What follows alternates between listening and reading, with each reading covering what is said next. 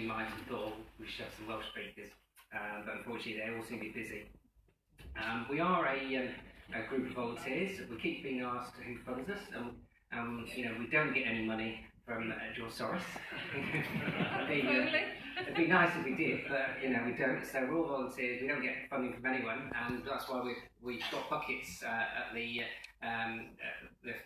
when you leave, asking for donations, and we've been asking for donations for the cakes today, which I must say are lovely cakes, and thank you for the cakes, Sandra.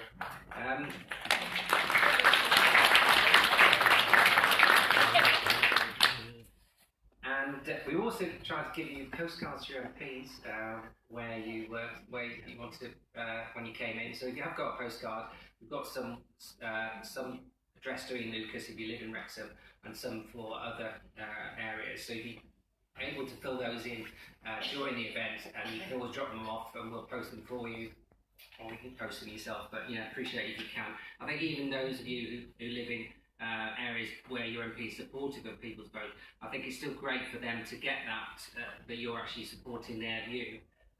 You know, so it helps certainly. We've also given you a registration form, so if you're able to fill that in, that would allow you to receive regular updates on Wrexham in Europe, and also, most importantly, you can put a question to ask the panel after they finish, and that'd be great to have that sort of Q&A session at the end.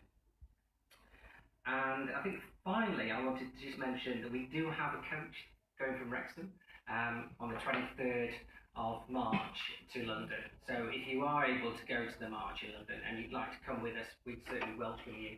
And we're selling the tickets on the Eventbrite website, which is where you register for this event, for £26 each. So I think it's a pretty fair price, and we're really keen for as many people as possible to join us. Okay, so I think that's everything for me. I think we should go on.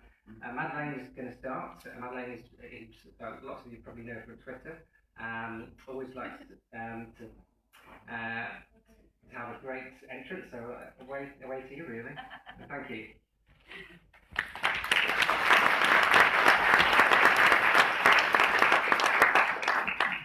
So yeah, I've come over from Sheffield today, and it took a bus and 4 trains to get here, which makes me think there's a serious issue with investment in transportation in the north and Wales.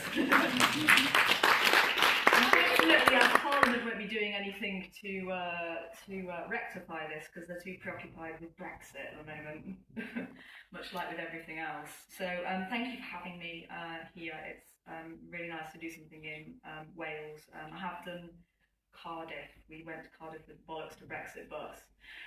If any of you guys saw the Bollocks to Brexit bus, that was one of my things. So what do I want to talk about? Well, I want to talk about campaigning and our approach to campaigning, because I believe that the facts and the statistics and the rational argument isn't really getting through to people, because I think that people's political beliefs are often coming from a sense of identity and an emotional argument rather than any kind of rational thinking, and that's why we've got Brexit, because all of us, we know, everyone here in this room that's pro-EU knows that all the facts and all the evidence says that Brexit is going to be a disaster for the economy. You know, under 3 potential scenarios, we've got between 2 and 8% damage to GDP growth. There is no Brexit dividend, as it says on my shirt. I've been campaigning for 2.5 years, and I've not heard a single argument in defence of Brexit that in any way justifies it. I can't see that there are any positives, but this message so frequently isn't getting through to people. They're blinded by this sense of national identity and rhetoric coming from the right. And the question is, how do we combat that? I mean, any of you guys that are part of your local groups, if you've been out campaigning on your street stalls, you've probably encountered, you know, leavers, and you're putting forward your arguments and what you think are perfectly rational, and it's not getting through to them, it's not changing their minds, and it can be incredibly frustrating. But I think the truth is that the way to win people over is not through a rational argument, it's through an emotional argument. And we have to challenge this sort of national identity that's been put forward by the likes of Boris Johnson and Jacob Rees-Mogg and Nigel Farage. We have to challenge their identity of this sort of freestanding Britannia that can do without our European allies. We have to challenge their identity with another identity. And the identity that we've got is one that's about collaboration across the European nations. It's about this community, it's about solidarity, and about working together and being compassionate and tolerant of each other's differences and celebrating the diversity across our countries. And we have to make that identity seem more aspirational than the identity that's being put forward by Nigel Farage. And, you know, when Nigel stood there with his bucket full of dead fish, he's thrown into the Thames, I don't think it's that hard to make something seem more attractive than that. So the reality is that most people, once they've decided something, it's very, very difficult to make them change their minds. And the truth is that to win our campaign to stop Brexit, the people that are most likely to change their minds, the people we've got to target, are the apathetic, the people that didn't vote, that weren't interested, that weren't engaged, that might still not be engaged with the debate. Those are the ones that are most likely to change their minds. And, you know, Leave won by such a small minority. We don't actually have to win that many people over to get this back on track. Although I do believe that the fundamental problem of Euroscepticism in this country is a long-term. It's going to be a long-term goal to change that, the attitudes to Europe.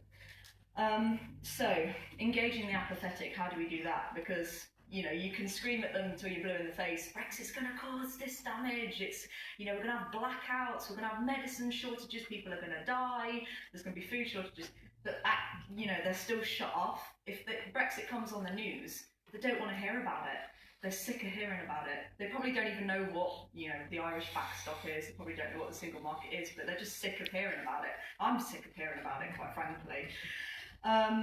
So what I think we need to do is to create a narrative that's more engaging and more compelling and perhaps more superficial, but people are engaging with this on quite a superficial level.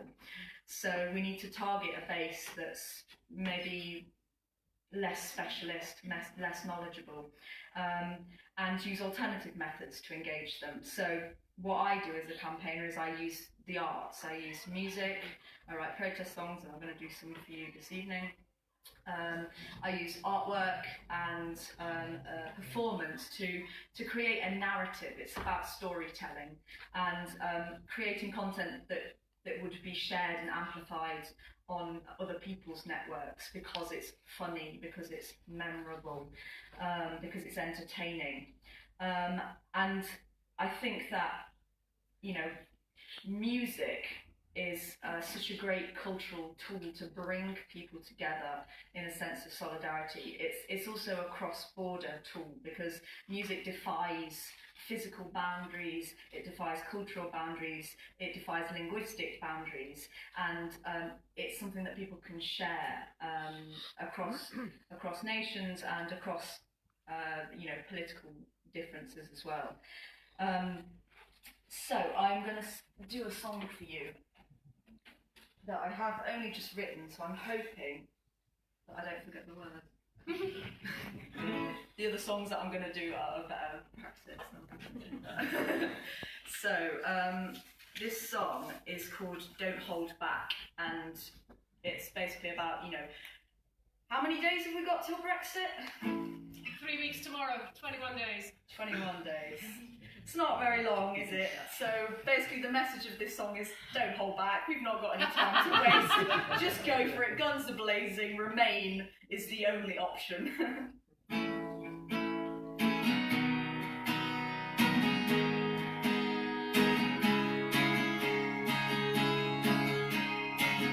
We're against the tide, but if you don't try, you will never win. Power requires courage to turn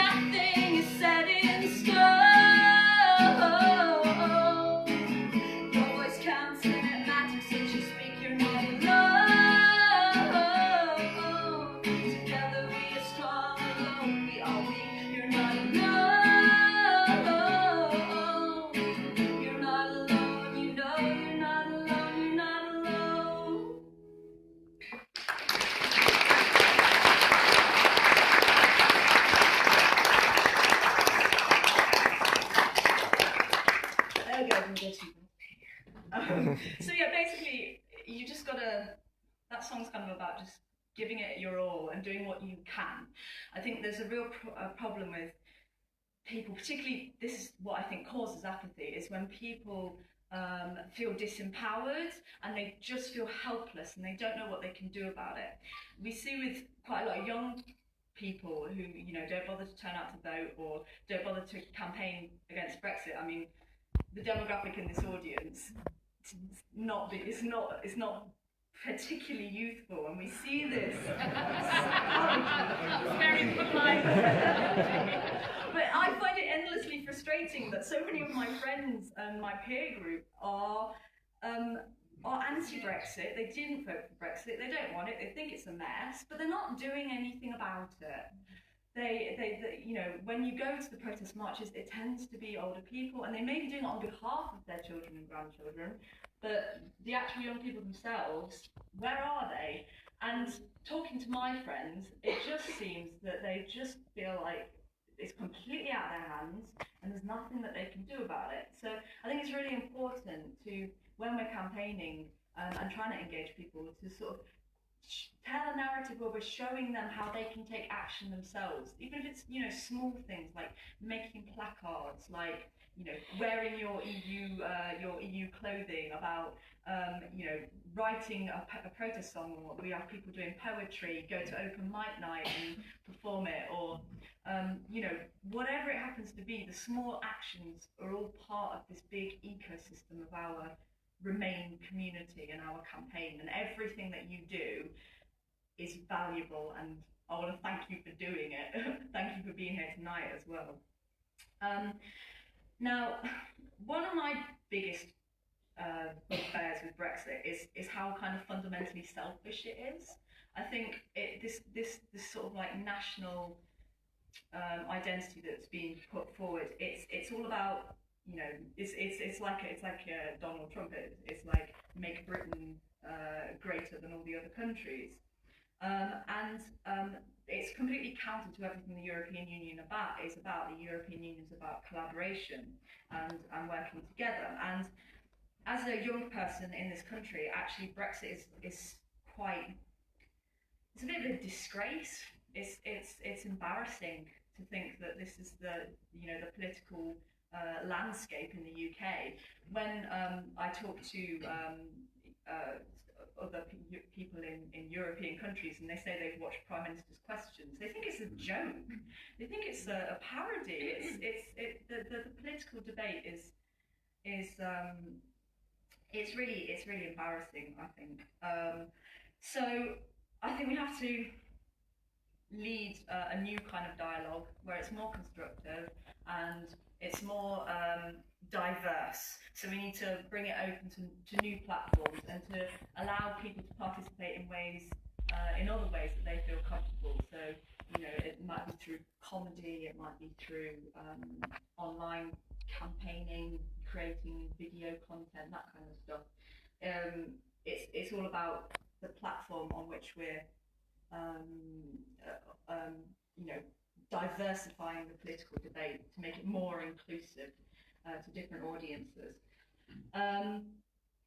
And I also think that we need to reach out to our European friends and colleagues, because I think we've let them down quite a lot. We are still part of this great union, and it will be a tragedy if we leave it. And I think that the European countries are very disappointed as well. So hopefully we can stop it before it happens. If not, I will be leading a campaign to rejoin. But if we can stop it, I think we should stay. And that's the name of the song that I'm going to do now. And I wrote this in response to when the German ministers and politicians wrote this letter to us saying, we want you to stay. So this was my response to them, which is, I think we should stay.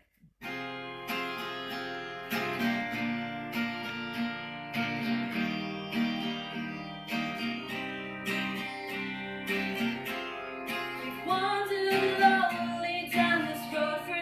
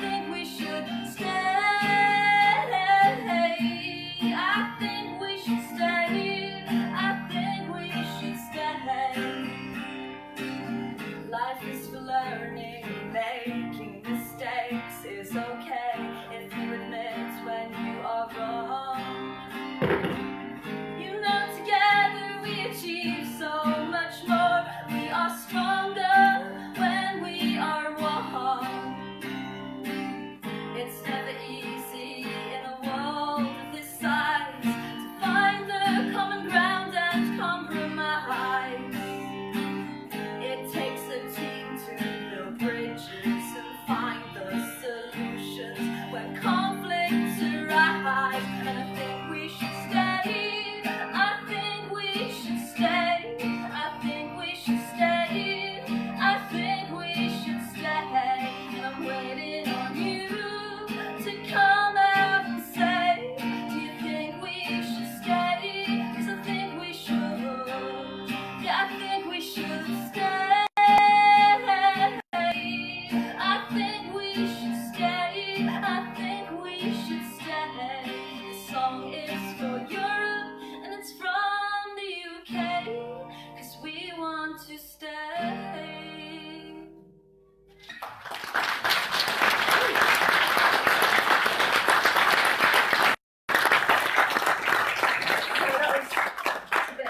Song, it's a bit of a love song to Europe. I hope we can remend our relationship with them, because I think that's one of the biggest losses in Brexit.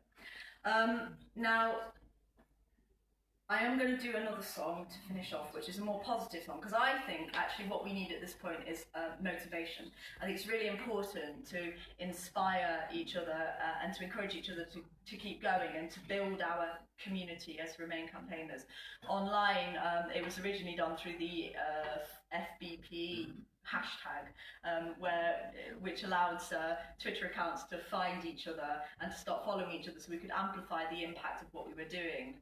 And I think when we're building a campaign, it's always about networking and talking to people and finding, you know, people that you can work with to achieve different things. And I think we have achieved huge things in the last 2.5 years as a campaign and as a community. You know, every March gets bigger and bigger, and hopefully the one on the 23rd, if you guys are all coming, will be you know, a massive kind of celebration of our community and our effort. And you know, even if we don't manage to stop Brexit for the 29th of March, then we are a campaign that's ready and passionate to lead a campaign to rejoin. And I don't think it will take long for people to realise the error of their ways and what a mistake Brexit is, and to change their minds once they start feeling the real impacts biting. So this campaign that I'm going to do, this song that I'm going to do is called "We Won't Go Down Without a Fight." Because we won't, we're all passionate and we're all ready for a fight. It's not just about Brexit. This song is about campaigning for Europe. Because what the EU needs to learn from Brexit is that it's not just a British problem, and they're seeing a rise in populism across the EU. They need to change their approach to communicating with their citizens, and they need to work to fight populism. So this song is also sort of for the European parliamentary elections, which I really do hope we will be participating in. And it's about standing up for Europe and standing up for our European identities.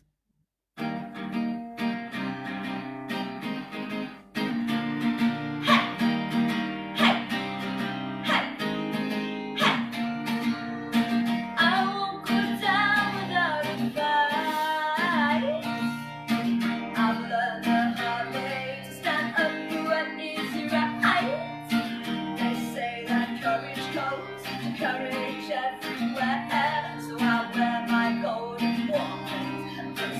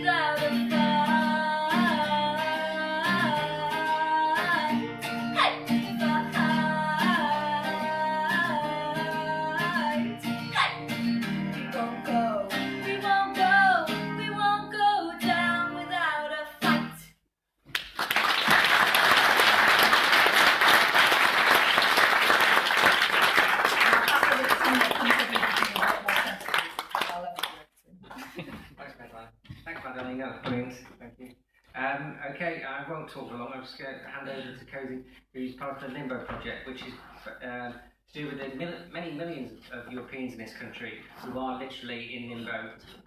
So yeah, over to you. Thank you very much. And thank you, Maddie, for starting off with a bit of music. That was really nice and very toe-tapping. I hope you enjoyed that. And indeed, I love the fact that the Remain scene is very imaginative and colourful and heartwarming. So good evening, and many thanks to the organisers for inviting me to talk to you about the In Limbo project. We are a distinct and separate group, but of course we work very closely with many other groups up and down the country, and we all mutually support each other. We're a not-for-profit organisation. No, nobody gets paid. On the contrary, I've made myself very, very poor by working on this instead of actually earning some money. We're entirely funded by donations, and to date we've presented over 1,000 books to politicians and journalists. I know, Lord Adonis, that you've supported our cause and that you've read our books. And we've also made sales of a few thousand books at events like this one, and of course over Amazon. So I'm not here alone. I've brought 300 friends with me. They're in these books. They're the contributors to these books. We are just a very, very small sample of the 5 million people in the UK and the EU 27 countries who have been disenfranchised and who will actually be the most keenly affected by Brexit. We are in limbo, and we've lived in uncertainty for nearly 1,000 days. That's nearly 3 years of not knowing what your rights will be in April. Next month, 4 weeks' time. I don't know whether I will still have the right to medical treatment on the NHS, or whether I will be asked to pay an annual charge like third country nationals. Add to that our approximately 15 million family members who are British citizens, and you'll find that almost a third of the British population has actually been silenced. In order to find each other and to amplify our voices, we started the Facebook group Our Brexit Testimonies on the 10th of March 2017, so Sunday will be our second birthday, and we haven't actually managed to organise a party because we're too busy.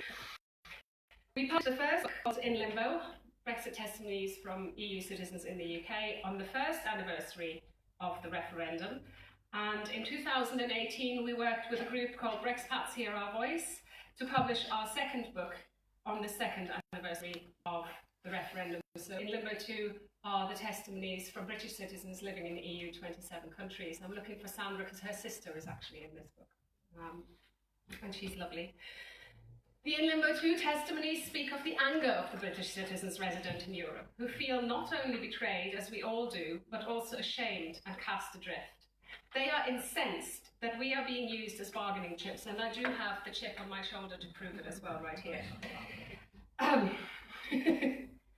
Allegedly, this is done to secure their rights, but it serves no other purpose but to divide and rule. We are mirror images of each other. We are flip sides of the same coin. We are twins. We have both exercised our treaty right to freedom of movement. And actually, we at the In Limbo project have shown more care and consideration to these British citizens than their own government and some of their families back home here in the UK. If you look at the cover illustration of the two books, they go together like this, and you can see it on my t-shirt and on my hoodie as well. You will see that the humans in them are actually a family. And that's because we all are one big, happy European family. Since tomorrow is International Women's Day, I would like to focus on women just a little. The 3 Million Group, which campaigns for the ring fencing of our rights, is run by 75% female volunteers. And on the Remain scene, we are colloquially known as the In Limbo ladies, because so many of our group, and consequently so many of our advocates, are women. It turned out that there was an imbalance in our testimonies for the first book. There were far more women than men who submitted their testimonies. Initially, we thought that this reflects women being more willing to open up and voice their concerns, or just being more gobby and happy to whinge.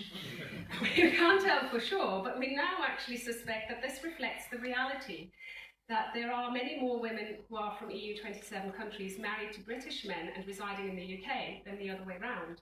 Because funnily enough, when we collated the testimonies for the second book, we found that there were more British men than women who had ventured abroad, and they were just as happy to open their mouths and complain. We focus on the human side and aim to touch hearts and open minds by giving a voice to a few of the individuals who have been portrayed as a depersonalised mass of migrants, which is actually and factually incorrect. We are citizens, British people included. We are all equal and benefiting from the same rights. Why should we stay and pay tax on our income if we are not truly welcome? Something has happened in Britain to demote us from EU citizens to EU migrants and immigrants, and it was done to dehumanise and vilify us, to pit small sections of society against each other, to divide and rule. This othering normalises xenophobia and racism. Where do you come from is no longer an innocent question expressing curiosity and interest. We don't really feel welcome anymore. So many of our group members have embarked on their Brexodus. This is Luciano's farewell note to Britain, which resonates with us all. I came here as a citizen of Europe within Europe, but things have changed. I have experienced how the media have stopped referring to me as an EU citizen and started calling me an EU migrant. This was done to dehumanise me, and xenophobia is being normalised in order to get rid of people like me. Today I am voting with my feet. Today I am leaving the country for good. Goodbye UK. You were good to me, and then you weren't. Those are Luciano's words. Personally, I'm exhausted. I wish I could leave, but I cannot uproot my husband and children, and only to put them in limbo elsewhere. Like many others, I am stuck here. The reasons why we can't leave are manifold. Not only are there children and spouses to be considered, there are elderly relatives, businesses that cannot be transplanted, and qualifications which will not be recognised abroad. If I was to leave with my children, but without my husband's consent to remove them from the country, I would be committing the criminal offence of kidnapping. There are many women trapped in the UK because their ex-husbands are not giving permission for their children to move. And then there are these two ladies who do not wish to leave behind the graves they look after. One, the mother of a British soldier killed in action in Afghanistan. The other, the widow of a Briton who was the love of her life, and because he is no longer alive, she cannot get British citizenship without losing her Dutch citizenship. I have been working so hard, unpaid, again, no millions from Soros, and missing my children's childhoods into the bargain to make British people aware of how all our rights are being undermined. These are all our rights. They are your rights. What will it take to make British people wake up and take to the streets and cry not in my name and hold their government to account? I have marched, shouted and chanted until I was hoarse, spoken in public with my knees trembling, my body shaking, snapped at my children not to disturb me while I was spending hours on writing public speeches for gatherings like this, and by the way, thank you so much for turning up, it was great. Or poring over complicated legal texts, working hard to understand what they mean and what Brexit will mean. I am close to burning out, but I do this, and I continue to do this, and I will carry on continuing to do this, to quote Edmund Burke, because for evil to prevail, all that is necessary is for good people to do nothing. In years to come, I will know what I did to stop evil. Will you? How do you think I felt having to tell my daughter that when she starts secondary school in September, I might no longer have the right to live here anymore? Now I had to apply for settled status, which offers no assurances, treats us like criminals on parole, and several details of which are being changed already. I had to apply to stay in my home of 30 years, and that application could have been rejected. In fact, my first attempt was effectively rejected. I had to supply additional evidence. I had to pay national insurance contributions and council tax and receive working tax credits. But apparently, HMRC and the DWP do not hold enough evidence for my residence here. I have a simple question for you. Where is home? Is home where your heart is? That can be in many places. Or is it just the place where you live? Well, I have lived in Great Britain for 30 years, 27 of them feeling at home in Merseyside, and 20 odd years ago I had automatically acquired permanent residence in the UK, and with it the right to apply for British citizenship. But why would I exchange one EU citizenship for another, right? This government stripped that right from me in 2011 without informing me. About that, I am bitter. I came here for the love of my chosen subject, fell in love with the place, and after falling in love with a Scotsman, brought him here to be with me. Freedom of movement enabled me to follow my heart and my dreams, and that's what people do. Human beings have moved and migrated since time immemorial. Migration should be a human right because we are a migratory species. I would like to illustrate some ways in which the EU settlement scheme, or rather the unsettled status we EU 27 citizens now have to apply for, is levered to disadvantaged women, and I will use my own recent experience of being coerced by this government to beg for permission to stay in my home of 30 years to illustrate this. Before looking at the process though, please bear in mind that the very existence of the EU settlement scheme in its current form is a violation of human rights. It by definition reduces the rights I had already acquired. In 2018, a female Prime Minister removed the right to vote from 3.6 million people while at the same time celebrating the centenary of the suffragettes. It's true. I appreciate that a solution has to be found so that EU 27 citizens resident in the UK can prove what rights they have, and none of us would object to a simple registration. In fact, that is what the lobbying group, the 3 million, very strongly campaigned for but didn't get. This is an application. An application can be rejected, and I was made to apply for rights which I had previously acquired and which were illegally taken from me by Theresa May's Home Office in 2011 without any information being made available on this. So in order to reduce the risk that our family would be torn apart and for the sake of my children, I decided to apply for settled status.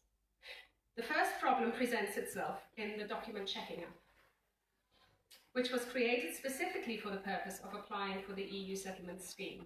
It can work well and is technically good if you have the right kind of device and are in full-time employment for the last 5 years without interruption. It requires a fairly new phone and only an Android 6 or higher will do. You cannot use an iPhone, so sorry, no chance, no chance. But my phone is an Android 7, it's right there, I'm so sorry it went beep at you before. I'm going to have to switch that off. It's an Android 7, so I thought I'll be fine, at least I'll be okay. I still worry about other people, I still worry about the 91-year-old with Alzheimer's in a nursing home. But at least I could use it. But no, my phone does not have NFC capability, so that's another little thing it has to have. So I had to borrow my husband's phone. Forgive me the use of a stereotype, but it is a fact that many women, especially of an older generation, are not particularly tech savvy and therefore might struggle to even access the app. Although anyone who has been here since before December 1988 can apply for indefinite leave to remain via the Windrush scheme, this is not very well publicised. And it also involves a considerable amount of evidence. This is why I decided to take part in the settled status trial, for ease and speed. And to put up with the data protection issues raised by the fact that the Home Office can share my data with, and I quote, private and public third parties in the UK and overseas. It doesn't have to tell me who they are with, because the Home Office is exempt from the data protection laws and GDPR. So, in effect, they can sell my data to Coca-Cola. Maybe not now, years to come, who knows? Who would have thought we'd be looking at Brexit now? Anyway, this data, it's not just my name and date of birth. It comprises everything that's stored in the chip in my passport, such as fingerprints, my biometrics, my facial recognition data, the actual data that tells the computer how my face is put together, the distance of my eyes.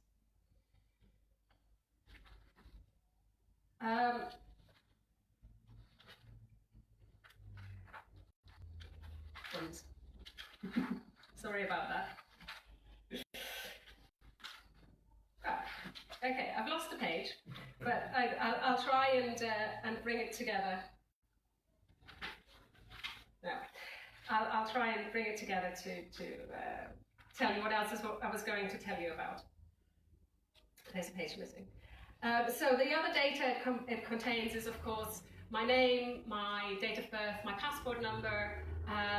All this data is combined with my address, my national insurance number, all my tax records, and everything that the HMRC and DWP hold on me. So all of that bundled together gets taken and sent to the Home Office and then shared with, well, they won't tell me. If I make a Freedom of Information request to be told where my data gets sent, as one member of the 3 million did, they basically tell me to go away. They don't have to. They are exempt from GDPR.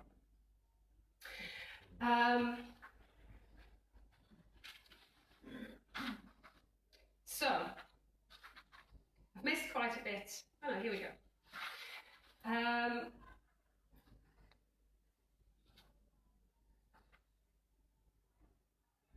So I decided to put up with the data protection issues I have and to use the Settled Status app and put myself through this, and went through the automated system.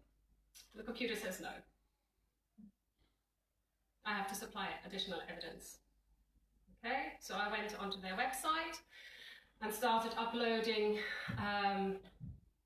first a bank statement for the last 6 months, and then bank summaries for the previous 5 years, and sent it off. And then after I finally sent it, because it took me a couple of weeks to get it all together, I got a phone call from my caseworker at the Home Office, who was, I must say, lovely. She was very nice, I cannot fault her.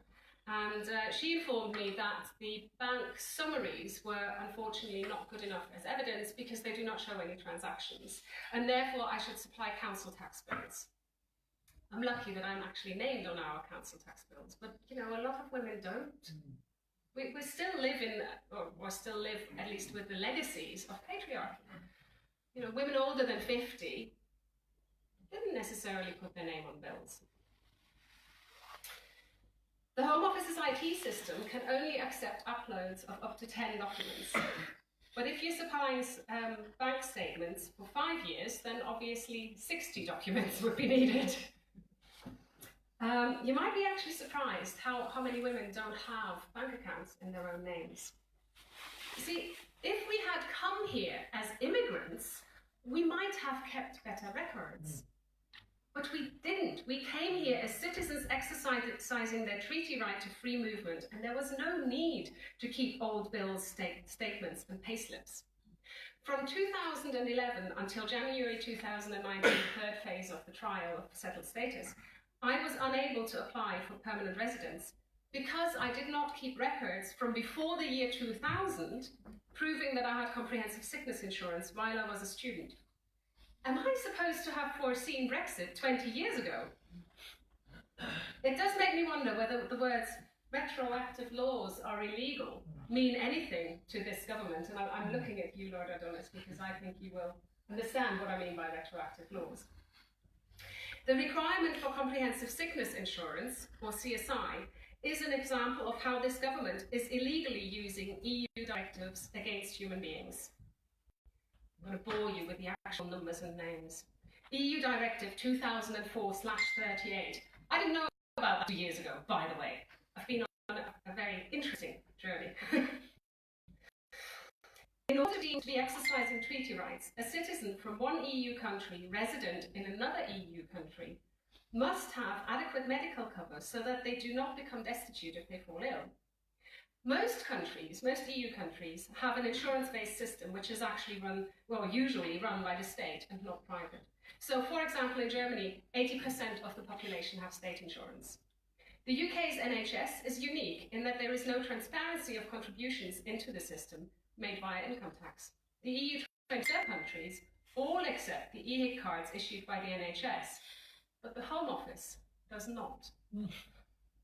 The EU and the DWP recognise that registration with the NHS fulfills the CSI requirement. So did the Home Office from 2004 until 2011.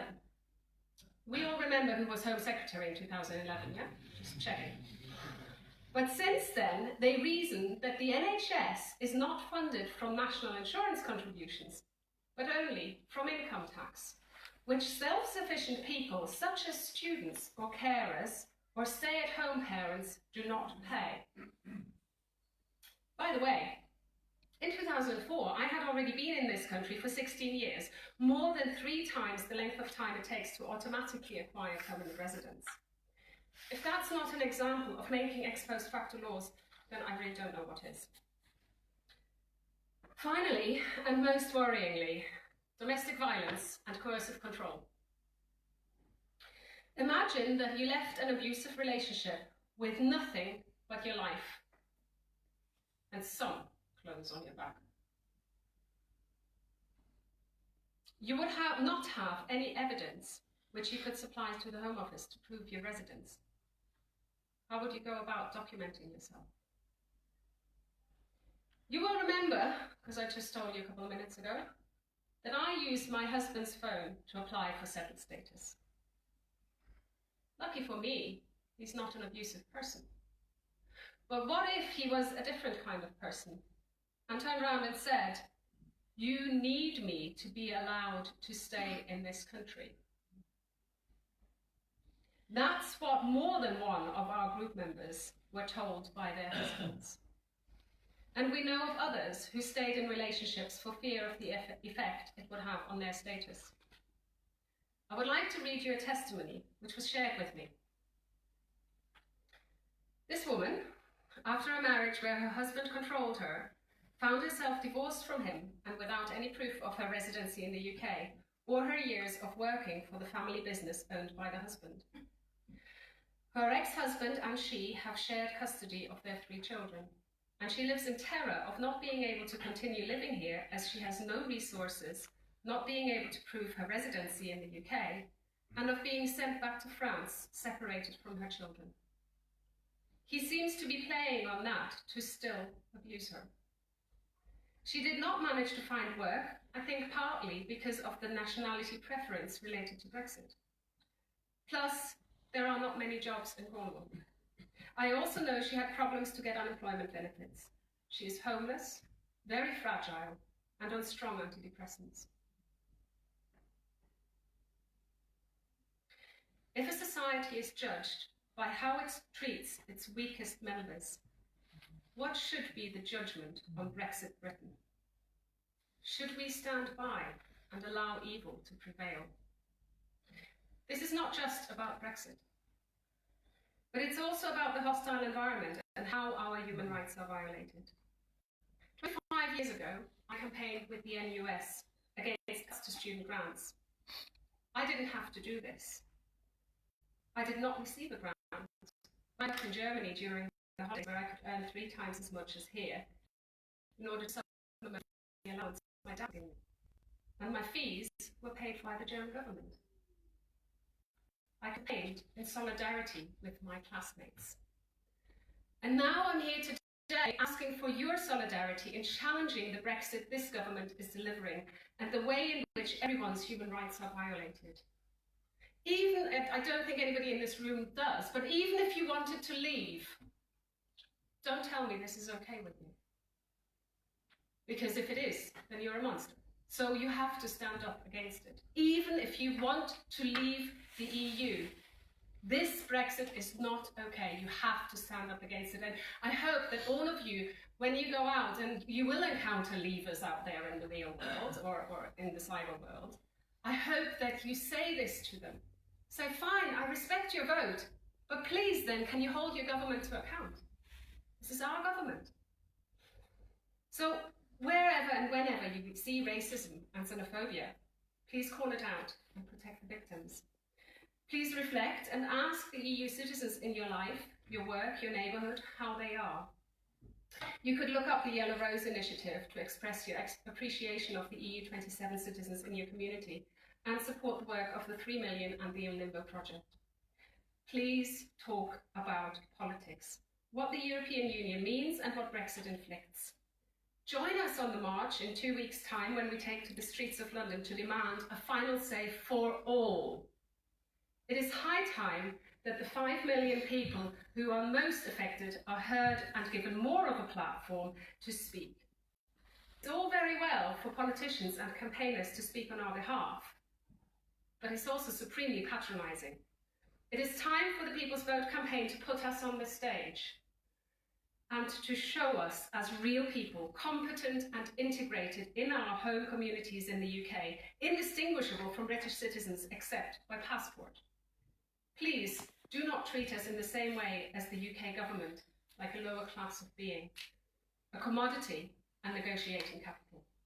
Please write to your MPs, even if they have already expressed support for a People's Vote. Ask them to support a referendum on Theresa May's deal versus the option to remain. Remind them of everything the EU 27 citizens add to this country in the NHS, the care sector, education, as well as in the very fabric of life. And tell them that you do not want to lose your citizens' rights. Give them evidence and proof in the form of letters and emails that this is what you, their constituents, really want. And please ask for a final say for all, for the 5 million and young people aged 16 to 18 to be enfranchised. We have campaigned for over 2 years now and have won on several fronts. So just to show you that campaigning does work. Theresa May has promised to scrap the fee for the settled status application, even if so far nobody knows yet how they are going to remove the payment function from the app. And I'm not holding my breath waiting for that money to come back to me, but at least they've said it and we can hold them to account. Just last week, the Parliament voted to ring-fence our rights, and we are now lobbying the EU Council to give the negotiators the mandate to do so. We have won the right to vote in the local elections on the 2nd of May, and we will be voting. This was a right we held automatically, taken from us by this government, and we had to fight tooth and nail to win it back, and we'll have to continue to fight to be included in the franchise. Who would have thought that a century later, in 2019, we would need Emily Pankhurst to come back? Who would have thought that after nearly 300 years, the phrase "no taxation without representation" would again have such a burning relevance? I'm going to leave you with a quote from the Italian poet Dante, whose Inferno inspired the title and cover illustration of our books. And incidentally, since you referred to it, there is a special place in hell. It's the 8th circle that is reserved for liars and con men. Not looking at anybody when I say this. He starts with the words, "Midway upon the journey of my life, I found myself in a forest dark, for the straightforward pathway had been lost." Hence, the forest in the books. He ends by saying, "E quindi uscimi a rivedere le stelle." Thence we came forth to re-behold the stars. And that is the wish from all of us at the In Limbo Project, that we can one day all re-behold the stars as happy and settled as we were before the referendum. Thank you very much for listening.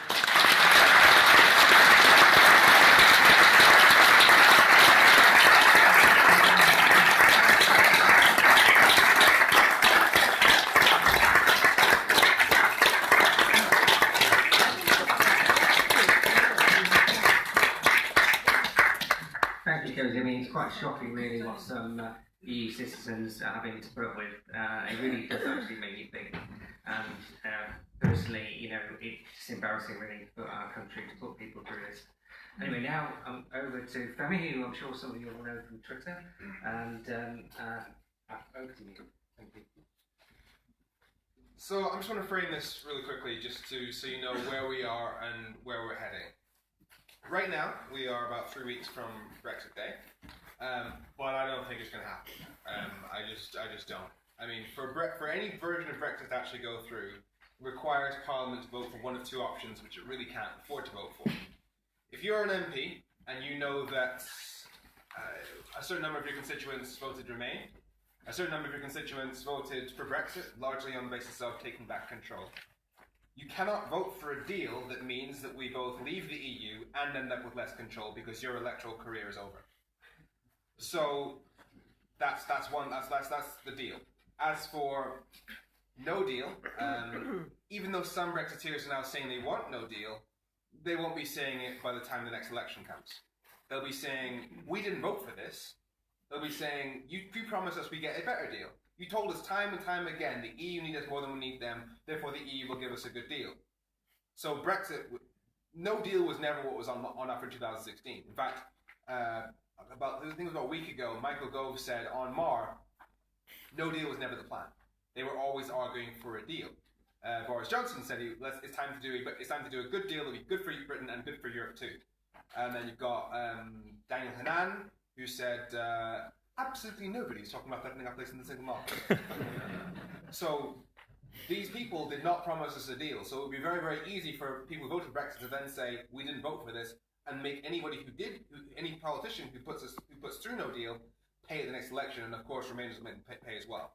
So we've got two options on the table for Brexit that are so politically toxic that I don't think parliamentarians can vote for them. How to get out of it? I'm basically counting on political cowardice here. I'm counting on them to basically look for a way to cover their own arses, and the only way to do that is to say, all right, we've tried, you have a go. And that means people's vote. So it won't be people's vote immediately. It will be likely we've decided that we need an extension because we can't vote for either of these two options. But then what? Now, this next bit, they may get the extension just straight out. However, I have serious doubts about that. We spent the last two and a bit years faffing around, mainly negotiating with ourselves inside our cabinet. Our entire politics has been in absolute chaos. We chose to trigger Article 50 and then have a general election, which is just insane. Like within weeks, as in we could have done it the other way around, then we at least have some time. Whereas it just took a couple of months out of the negotiation period just for the hell of it. If the EU's looking at us and we're saying, oh, can we have some more time? They'd be like, what? What's your plan? Sorry, it was the word plan.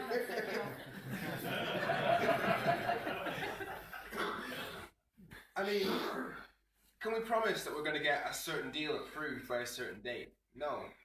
Can we promise that we can get any deal agreed ever? No. So the only way we can actually guarantee that by a certain date we will have a clear answer, people's vote. It's the only way that we can guarantee a degree of certainty. Now yes, we may get the extension without it, but if there is any degree of negotiation as to actually getting that extension, it's likely that there'll be a degree of horse trading that we need to actually provide a clear plan, and that clear plan, especially with Labour actually putting forward the amendment for this, like I said, I've been confident since like November. Once I knew that Brexit voters and Brexit campaigners hated the deal, I mean, I saved all the clips. Nigel Farage saying this is the worst deal in history, Jacob Rees-Mogg saying it makes us a slave state, Boris Johnson saying it's worse than staying in the EU. So once we get to the referendum, they're not going to be able to argue for it because I've got them completely trashing it. So, it's not stopped them before. But yeah, so we're in a situation where we're heading in the right direction, but the path we were on is flanked by absolute disaster on either side. So it is not a done deal by any stretch of the imagination. So where are we? I was just, by show of hands, who's heard me speak before in person? Okay, so let's not use the same jokes. Okay. The main reason why I come to the places like this is to tell people how to speak to Brexit voters. Because the conversation is still broken, and they're trying to make it as broken as possible. I mean, Michael Gove went on Mar a few weeks ago and said how, in response to the notion of having a new referendum, he said they're trying to call you stupid. They want to inflame this debate. And so what we need to do, what we have to do, is avoid that accusation being true. Because when have you ever convinced anybody by starting the conversation with, I think you're a racist idiot? Don't say it. or somebody or something says that to you. How often do you listen to what comes after that, out of the mouth after that? You don't. It shuts the conversation down. And when we tour the country, one of the privileges that I've had on this Our Future Our Choice campaign is that I've spoken to reasonable Brexit voters. Not the ones that you get on TV, because they put the most insane people on TV because they know that gets good ratings. I mean, why would you put somebody reasonable on television? What would be the point? But that's what they do. And when we have this conversation around the country, it got so easy to have this conversation, it almost became boring. Hi, how do you think Brexit's going? Terribly. What did you want from Brexit? Sovereignty. Okay, well right now the UK as a member of the EU has 73 of the 750 members of the European Parliament. That means we have 3 times the voting weight of the average EU country.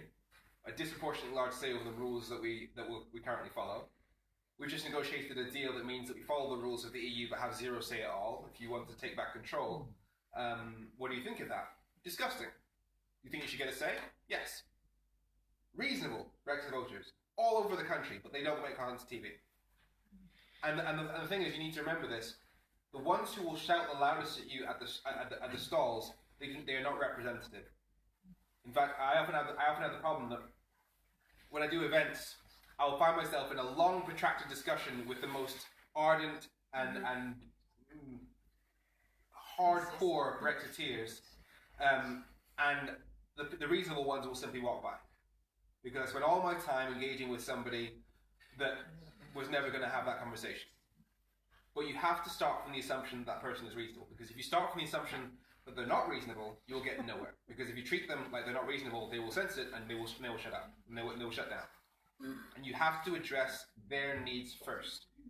Because if you start with, here's my opinion, then they're just thinking, oh well, this is a tennis match. I'll give you my opinion. I'll give you my opinion. I'll give you my opinion. We've been having these parallel conversations that never actually cross for about 3 years.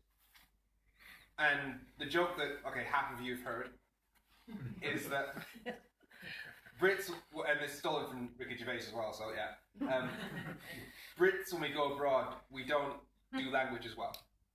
We will go to a French restaurant, say, do you have chips? If that doesn't work, we'll say a bit louder, do you have chips? If that doesn't work, we'll smash the place up, content the knowledge that we've tried our best. Now, if we go to somebody who voted Brexit, waving an EU flag in their face, they will not listen to you. When they see a massive array of European flags, in the mind for them, that looks like an invading force.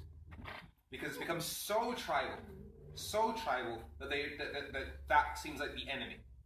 You have to have this conversation on their terms. If for them the most important thing is British sovereignty, then have that conversation on their terms. I mean, like I said, we just negotiated a deal that means we are objectively less sovereign. So it is very, very easy to have a conversation with a Brexit voter where you both agree that that level of loss of influence is unacceptable. We can find those points in common. And then when you say, all right, well, we want no deal, we don't want a deal.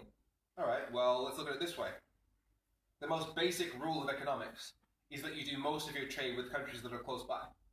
That's why Donald Trump, when he started his trade war with the entire world, he left Canada and Mexico out of it because not even Donald Trump was crazy enough to disrupt trade with his closest partners.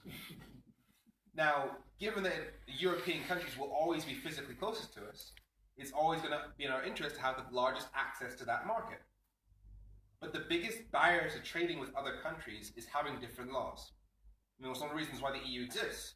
If 28 different countries had different laws for everything, you'd have to manufacture, market, and package your product in 28 different ways, and comply with the regulations across borders, pay for the regulatory costs, pay for the tariffs across borders.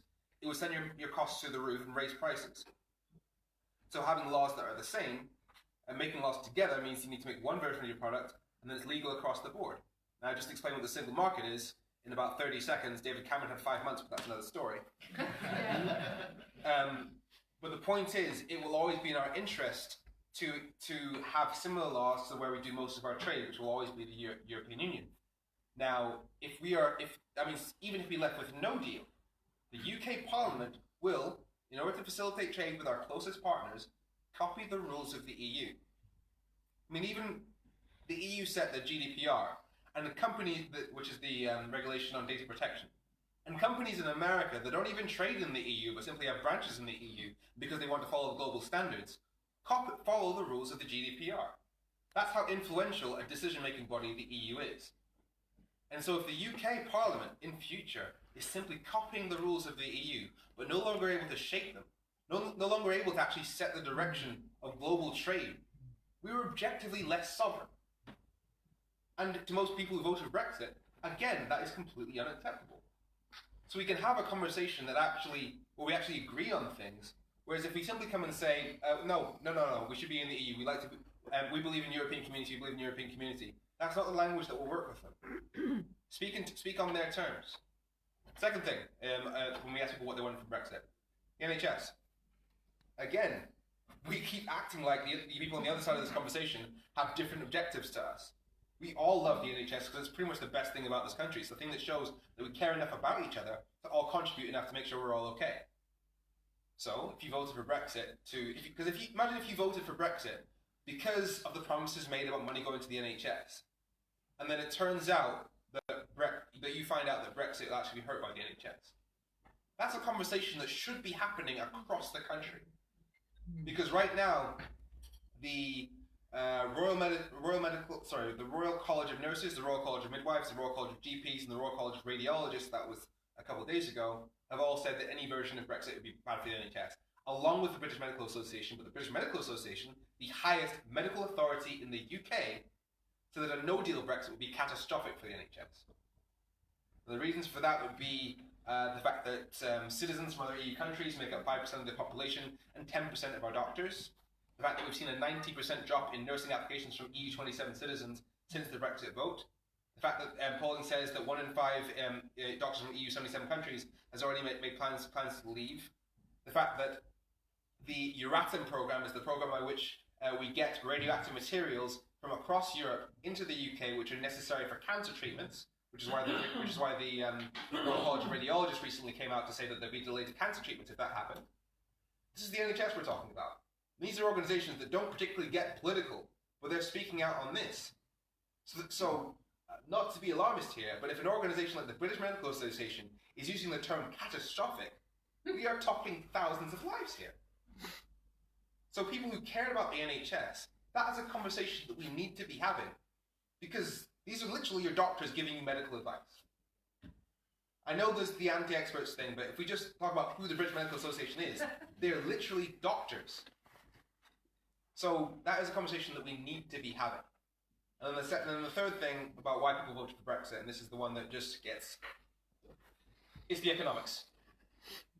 Now, automatically you talk economics, you get Project Fear. So you have to have a slower conversation. The reason why David Cameron failed so spectacularly was because when he had that conversation, when he spoke at people saying how thousands of jobs will be lost, immediate recession, he used that by saying, well, the Treasury says this economist says this, this research group says this. For that argument to work, the person that you're speaking to has to have faith in those particular authorities. Not the case. Not always the case. Which is why one of the main things that I've been doing is let's bring everybody along with this. Like I said, if you had 28 different countries that had different laws for everything, you'd have to manufacture your product in 28 different ways. Your costs would go through the roof, prices would rise, standard of living would fall. So by making laws together, and also by having this rule called mutual recognition, anything made in this country is automatically legal across Europe. That means that we are part of that whole European market. Now, that is something that wasn't explained in 2016. In fact, even October last year, I had to go on a bit of a Twitter rant against the BBC because their definition was wrong on their website, and they had to change it because I told them to, which is ridiculous because even the BBC, 2 years after the Brexit vote, 2.5 years after the Brexit vote, didn't know what the single market was. So what kind of chance did anybody else stand?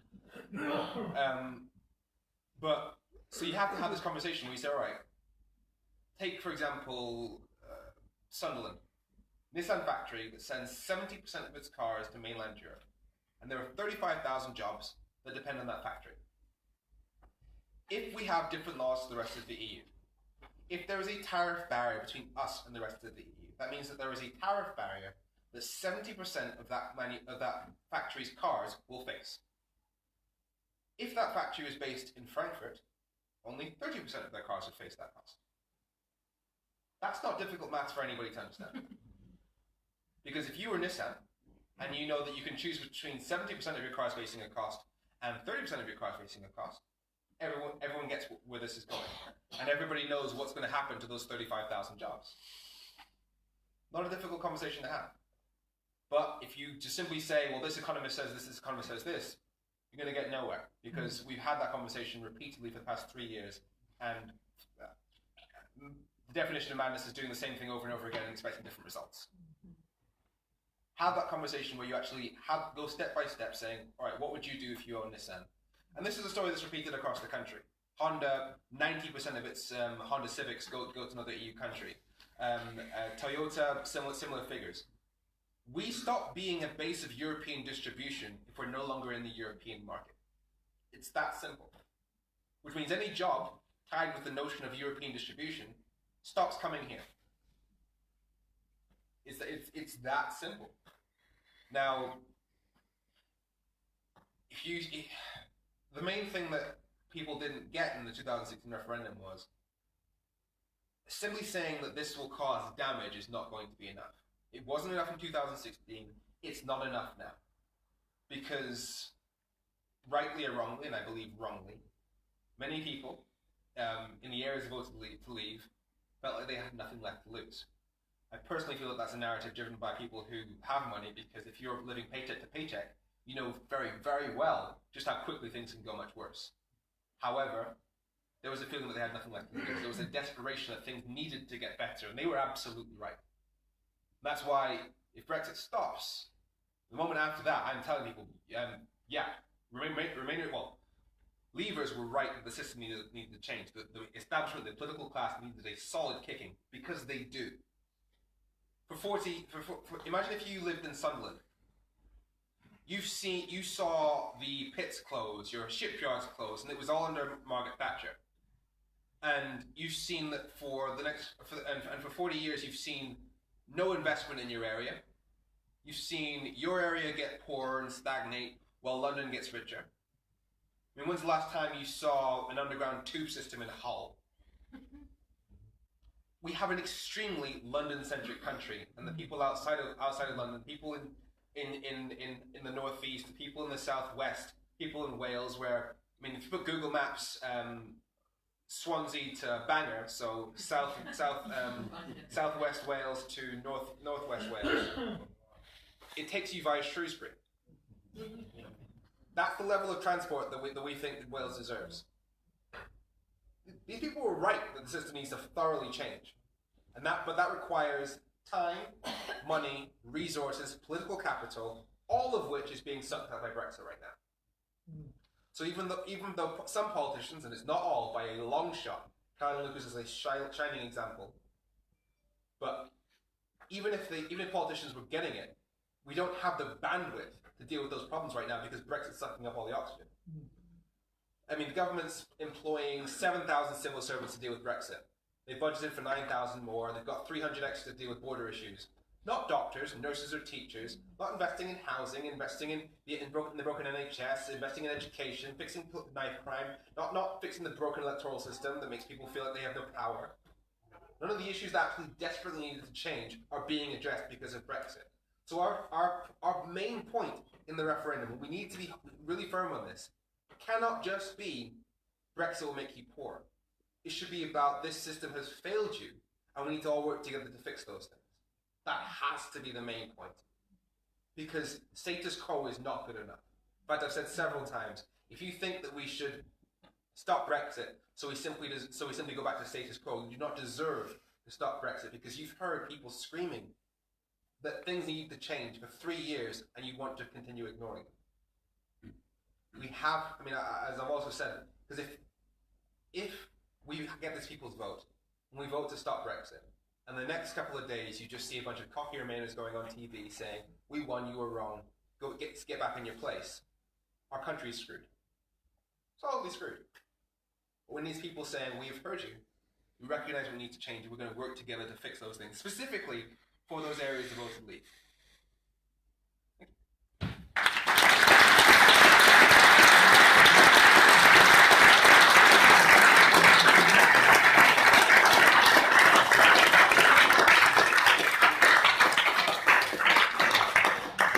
Thanks for coming. That's fantastic. Really interesting. It's always good to hear from you. And you were here a year ago, actually. Well, not a year ago, but this last sort of summer when we set up Wrexham Europe. So it's nice that you can come back. Appreciate that. So now our last speaker, it's Lord Andrew Adonis. Okay.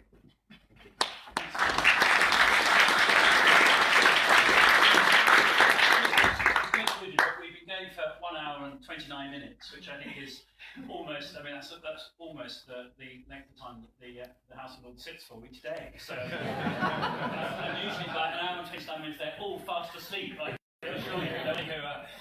who are still getting strong. So the last thing you want is another speech. But I'm very glad to take questions. But I just want to make a few remarks about where we're at the moment, because I think all of the cases why we should stay, how we should campaign, the big issues at stake, they've all been made brilliant, if I may say so. I think the In Limbo campaign is fantastic. The way that we are treating our fellow EU citizens at the moment in this country is utterly, utterly shameful, and the work that you've been doing.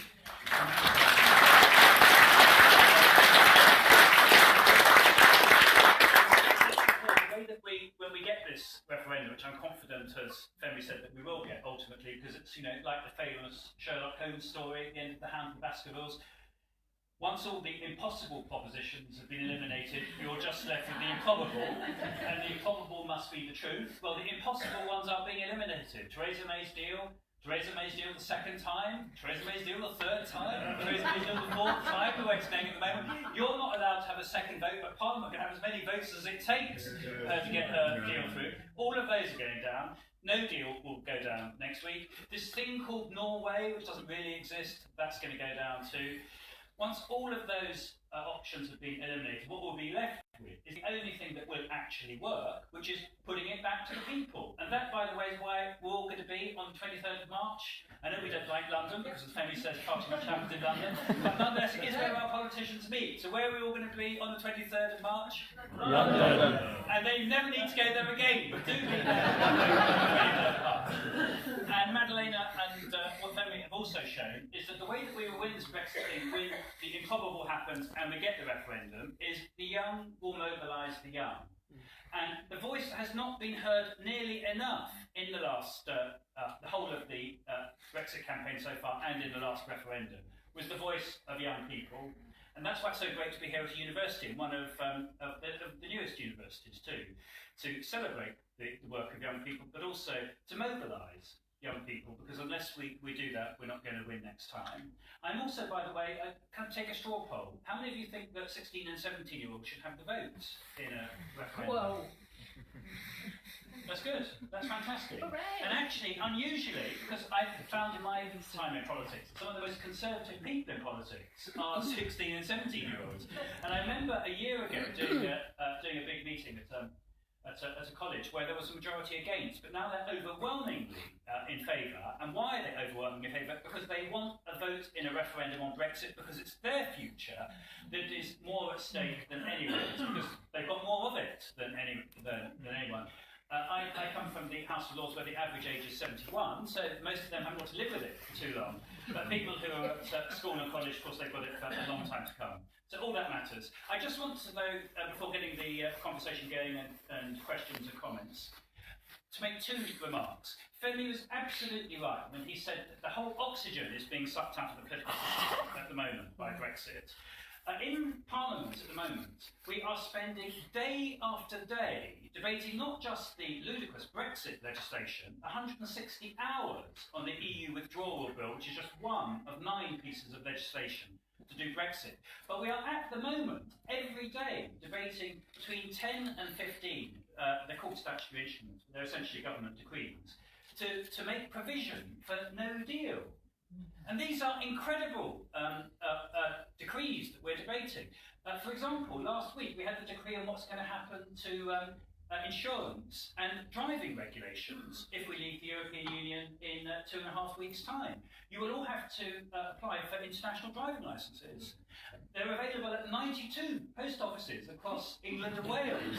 I don't know how the 92 were chosen. I don't know if there's one in Wrexham, maybe there is. But because all of this is governed by pre-1973 treaties and regulations, there's not even the same international driving licences. So not only do you have to have this international driving licence, which must be in the form prescribed in 1957, so it is cardboard with photos and all of that. But if you try something really adventurous and you want to cross the Pyrenees and go from France to Spain, you need two. Because they're different international treaties and they have different expiry times. And then you have to apply for something, because I'm still, by House of Lords standards, quite young. So when I mentioned that there's things called green cards, they all knew what green cards were. Green cards were the insurance documents you had to have simply to go and travel on the continent to get third-party insurance. Before 1973, all of that is going to come back again too. Every week we're debating, every day we're debating regulations of this kind, including the transmission of human body parts, all kinds of incredible things which I never ever thought we'd be doing. About half of them have to do with the Department of Transport, where I used to be Secretary of State. And by the way, the one thing Theresa May could do, which would unite the country, is to sack Chris Grayling.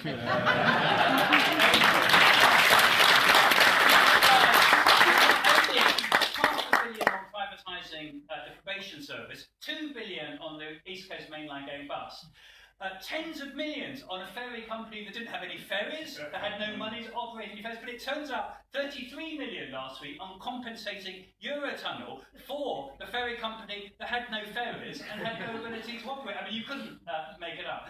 But this level of incompetence and malice, which is what I'm afraid it is the two together, is, I'm afraid, at the moment, a kind of hallmark of the present government. It's by far the worst government in my lifetime. There was one government that was really quite brilliant in my lifetime. I mean, as we look back on it, it spent its time trying to improve the education system, the health system, investing in the public services, doing all those kind of things, which now seem like a dim and distant memory. It is sucking the oxygen out, and nowhere do you see it more than here in Wales. Because what has happened in the last 4 years, almost all of the big investment projects in the country have gone on hold, except, ironically, for those that continue to be funded by the European Union. And nowhere has done better out of European Union funding than Wales. Structural funds, social funds, big long-term projects. But this is the government that, when I was Transport Secretary, one of the facts, because I did a Round Britain rail tour, which brought me to Wrexham, and Ian Lucas, who we referred to earlier, we did a tea party on Wrexham Station. I remember it. And it was on Wrexham Station that somebody gave me this wonderful fact. I mean, it's a deplorable fact, but it's also an extraordinary fact, which is that Wales is the only nation in Europe, besides Albania, that does not have a single mile of electrified railway. I mean, that is extraordinary when you think about it. And what a terrible commentary on our infrastructure and investment policies over the last 2 generations. That was part of the reason why I then accelerated plans for the electrification of the South Wales main line going to Cardiff and Swansea, but we also need the North Wales main line electrified too. And it would be great if it was possible to get from the north to the south of Wales in Wales by train without having to go through England, which you do at the moment. But of course, it's great if we cut all that back too. So that is, I'm afraid, what's happening in sector by sector, in health, in education, in dealing with homelessness, in dealing with the housing crisis. None of it is being dealt with at the moment because of this overwhelming preoccupation on Brexit. And by the way, £4.2 billion just on no deal preparations. Well, I imagine you could all spend that £4.2 billion rather better. But we could do between us in the next half hour a list of things which are more useful to the country than Grayling's ferries, than compensating Eurotunnel, than buying all of the world's fridges for storing essential medical supplies and so on. So all of that is a good part of the reason why we should cancel it. But the final point I want to make is do not give up. The biggest enemy that we face at the moment is fatalism. That somehow it's not possible to stop it, that there's a juggernaut which is heading our way, that one way or another she will get it through, with Cox and his codpiece, whatever it is, that, one thing after another might mean it ultimately gets through. We are the world's oldest and best democracy. The people will have their say. has been an election, she lost her majority. Opinion has been moving decisively against Brexit in the last 4 years. Young people are moving more decisively than anyone because it's their future which is at stake and they can see what it involves. If we can get, as we need to get, 1 million people on the streets of London on the 23rd of March, that will be one of the biggest demonstrations of public opinion that we've seen in the history of this country. We can bring about change. And why is it that it's so important that we do bring about change? Because what happened 3 years ago was not, in my judgment, and I think in your judgment, the considered will of the British people. There were, so I'm going to steal one of Femi's lines at the moment, because he crafts brilliant lines. He had a brilliant line when we did an event a few days ago. He said that 3 years ago we voted on 4 words: leave the European Union. That's all there was, and it's true. There wasn't anything else. Indeed, they couldn't even decide what it meant themselves. They all disagreed on what it meant. Do you remember the bus, 350 million? Well, that's all a pack of lies. It's now the 39 billion exit deal. Do you remember the 7 million Turks who were due to be invading the country the day after Brexit? Well, I haven't found them anywhere. They're in Wrexham. I mean, I keep hunting, but they're not anywhere. It was one set of lies. Now, the 4 words have become a 580-page withdrawal agreement, a 30-page political declaration, the codpiece and whatever else is going to come after it. And the more we see, the more we realise that the proposition put 3 years ago is not remotely what will actually happen if Brexit takes place. That's why people want their say. That's why we're all going to be in London on the 23rd of March. That is why I tell you, as somebody who's been engaged in politics now for 25 years, you can absolutely bring about this change. It's absolutely right that we want to make it the basis for a profound change in our country to deal with this social crisis, which in large part created Brexit. But the key point which people are starting to grasp is to deal with austerity, to deal with the problems in our public services, to deal with the dilapidated state of our infrastructure, to deal with our homelessness crisis, to deal with our housing crisis. All of them will be made worse if we leave the European Union. We should stay in Europe, we should defend our jobs, we should defend our citizenship, we should remain friends with our neighbours and partners, and on that basis we should deal with the crisis facing the country and not trash the country and expect that some magic wand is going to save us. Thanks very much.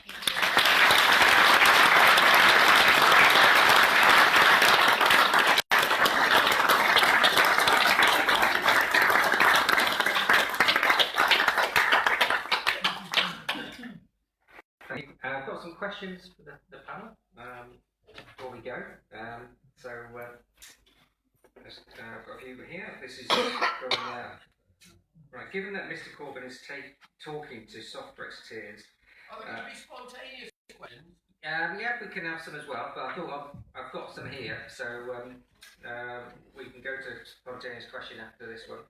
But given that Mr. Corbyn is talking to the soft Brexiteers about deals, can we trust him to support a people's vote? Can Labour force him? Well, Jeremy, of course, is one of my closest friends. So, actually, we do have trains in common because he is an ardent train driver. We talk about train timetables, and we agree on that. When it comes to Europe, let's be clear. It's important to be honest in our public debate. Jeremy is not a lifelong Europhile. I mean, there was a part of the far left in the 1970s that thought that the European Union was a capitalist plot, that it would make socialism in one country impossible. As I like to say, and there is a sort of an element of truth in it, Jeremy's fundamental problem with the European Union is that it's not a Latin American liberation. There are some issues. However, he has been on a journey. The journey's been almost as long as Chris Hayden in terms of getting there, but he has been getting there. The Labour Party's policy, agreed at our conference last September, was that if Theresa May's withdrawal agreement did not deliver the exact same benefits as the single market and the customs union, we voted against it. It didn't, and we did. We would then seek to have a general election. We tried for a general election. It's this thing called a motion of confidence in the House of Commons, which is the way you precipitate an early general election. That went down because, of course, no Conservatives voted for it, because Turkey voting for Christmas and so on.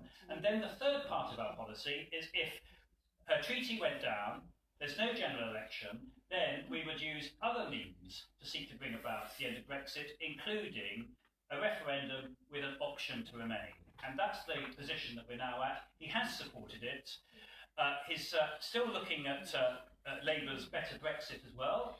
Well, I'm very clear myself, I think probably you are too, that the only good Brexit is no Brexit. There isn't a better Brexit. We've tested that proposition to destruction in the last 3.5 years. But having got to this position, we are now in support. But what we've got to do is to build alliances beyond, because Labour and all of the opposition parties in the House of Commons aren't enough to deliver a majority, and we've got to work on building up a larger group of Conservative MPs who will support a referendum, because only when we get to a critical mass of 20 to 30 Conservative MPs will there be a majority. Now, where are we at the moment? We've made very substantial progress. My judgment at the moment is that if there was a vote in the House of Commons next week on a referendum, it would go down by a majority of about 30. 6 months ago, it would have gone down by a majority of about 200. So look at the progress that we've made over that period. There will virtually certainly be an extension of Article 50, an extension of the negotiating period. I mean, it's like Groundhog Day. I mean, we will then go back to the beginning again, but as progressively more of the options are being eliminated. So I am confident we will get there. I am confident that a virtually united Labour Party, there are a few Labour MPs who aren't supported, but a virtually united Labour Party will vote for a referendum. And what we've got to do now is to work on that group of pro-European Conservative MPs who are deeply worried about what's happening to the country. Unfortunately, they have very Euro-phobic Conservative constituency parties, because I'm afraid that's what's happened to the Conservative grassroots at the moment. And that's why it's so important that you write to them and lobby them, because they've got a good sense of where the national interest lies, but they also feel very vulnerable in their constituencies. And I'm convinced that we can get there. So have faith. Jeremy, I'm convinced, will continue to vote for a people's vote. His party is overwhelmingly pro-European and in favour of the referendum. And he isn't now your big problem, or our big problem. Our big challenge now is to get a wider group of Conservative MPs to vote for a referendum. And when we've got to that position, then there will be a majority. Okay,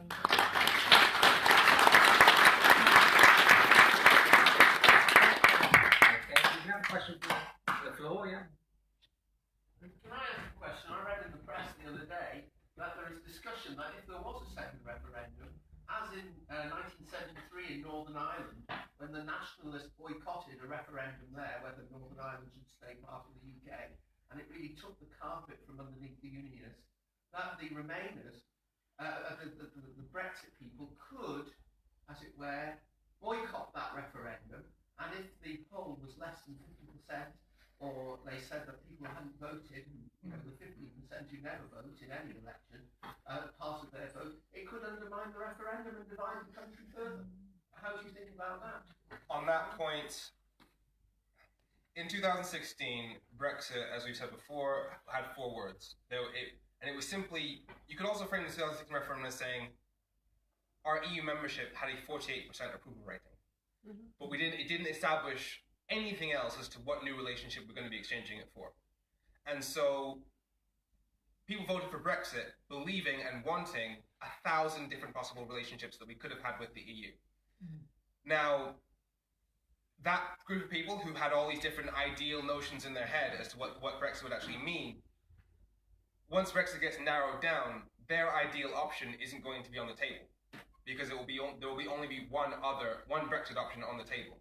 So it's only logical that fewer people will be passionate about that particular option. In fact, as I said before, if you voted for more control, you're not going to vote for a deal that means less control. However, some of them might also not want to vote for EU membership. So there may be a lower turnout, but that's because we can now vote sensibly based on clear options. It's no longer EU membership, which is a complete defined thing, 2 treaties, 1 Charter of Fundamental Rights, decades of legislation versus 4 words. So now Brexit is defined. We're likely to get a lower turnout on the Leave side, but what we're pushing for is to get a large turnout on the Remain side. Nigel Farage, when I asked him that question, because Daniel Hannan had said that.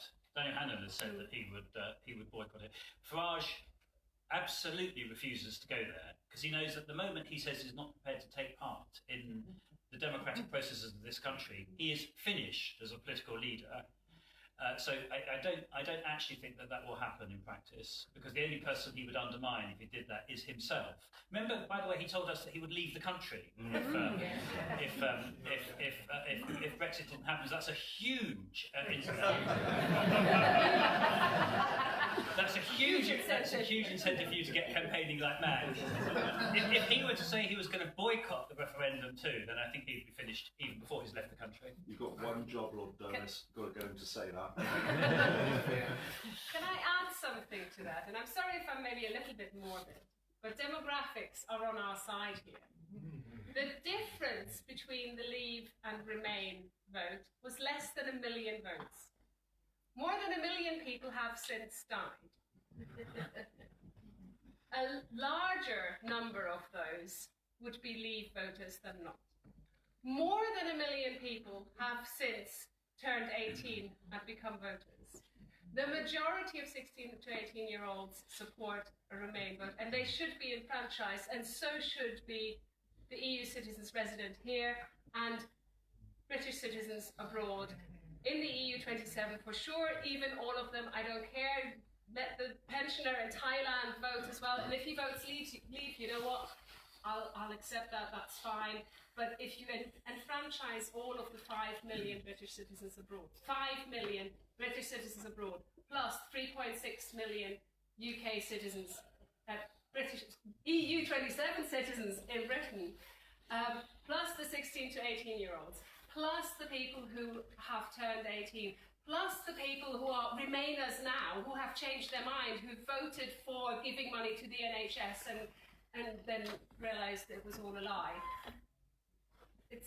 I'm not saying it's a walk in the park, but I'm very confident that if we get a referendum on May's treaty versus Remain, Remain will win. Yeah.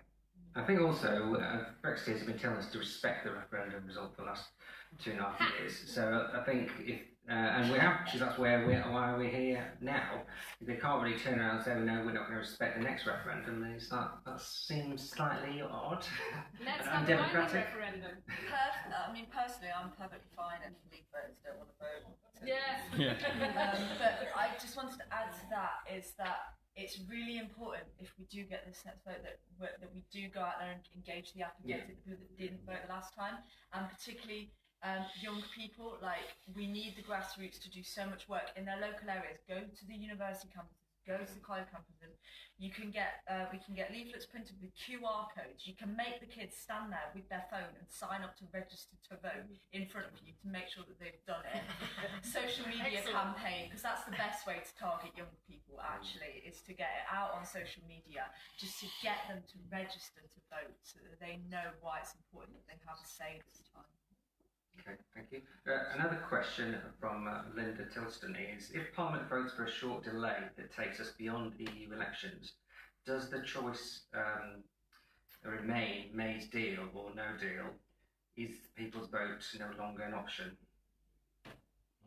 So if there's a very short delay, basically, I suppose, a delay, that's what she's saying. Because I assume that not long enough for an EU referendum, are we sort of, does that create a problem for us? The fastest way to, well, the most certain way of getting a concrete answer is people's vote. So if it looks like we're not going to get an answer via other means, i.e. not going to approve a deal, which as I said, we're not going to be able to approve a deal, then the EU will say, all right, you have a plan for a referendum, cool, that date's the date then. Get it? The EU aren't going to give us an extension for more faffing around. Exactly. They're only going to give us an extension for another referendum or for a general election. So I don't think. I mean, what my personal hope is that they will give us an extension for maybe 6 months, so that we do participate in the EU elections, because that will be the next opportunity for people in the UK to come out and to express their confidence in European politics and to vote for pro-EU parties, and, you know, boot out all the UKIP MEPs, get rid of Nigel Farage and get some pro-EU ones in. Yeah, I mean, I think it'd be great if we had people's vote very, very close to a massive display of European democracy. which would be quite cool. And what was I also going to say? Yeah. Make the argument that the EU is democratic. Exactly. Because we do elect our Taking part in the EU parliamentary elections will prove that MEPs are elected. The amount of people who say, oh, those unelected bureaucrats. What, MEPs? Yeah, they're not elected. Yes, they are. I never heard of a European election. Somebody actually said that to my husband yesterday. Yeah. One more thing. In terms of the notion of extending it 6 months, that might seem like a long time. A lot of people are feeling Brexit fatigue. You need to speak to people who are feeling Brexit fatigue and explain to them one very, very simple thing. If any version of Brexit goes through, because we've only negotiated an exit deal, not a trade deal, we spend the next 5 years minimum negotiating a trade deal. And it will be a trade deal that will mean that we'll follow the rules of the EU, having fulfilled the mandate of the referendum being out of the EU.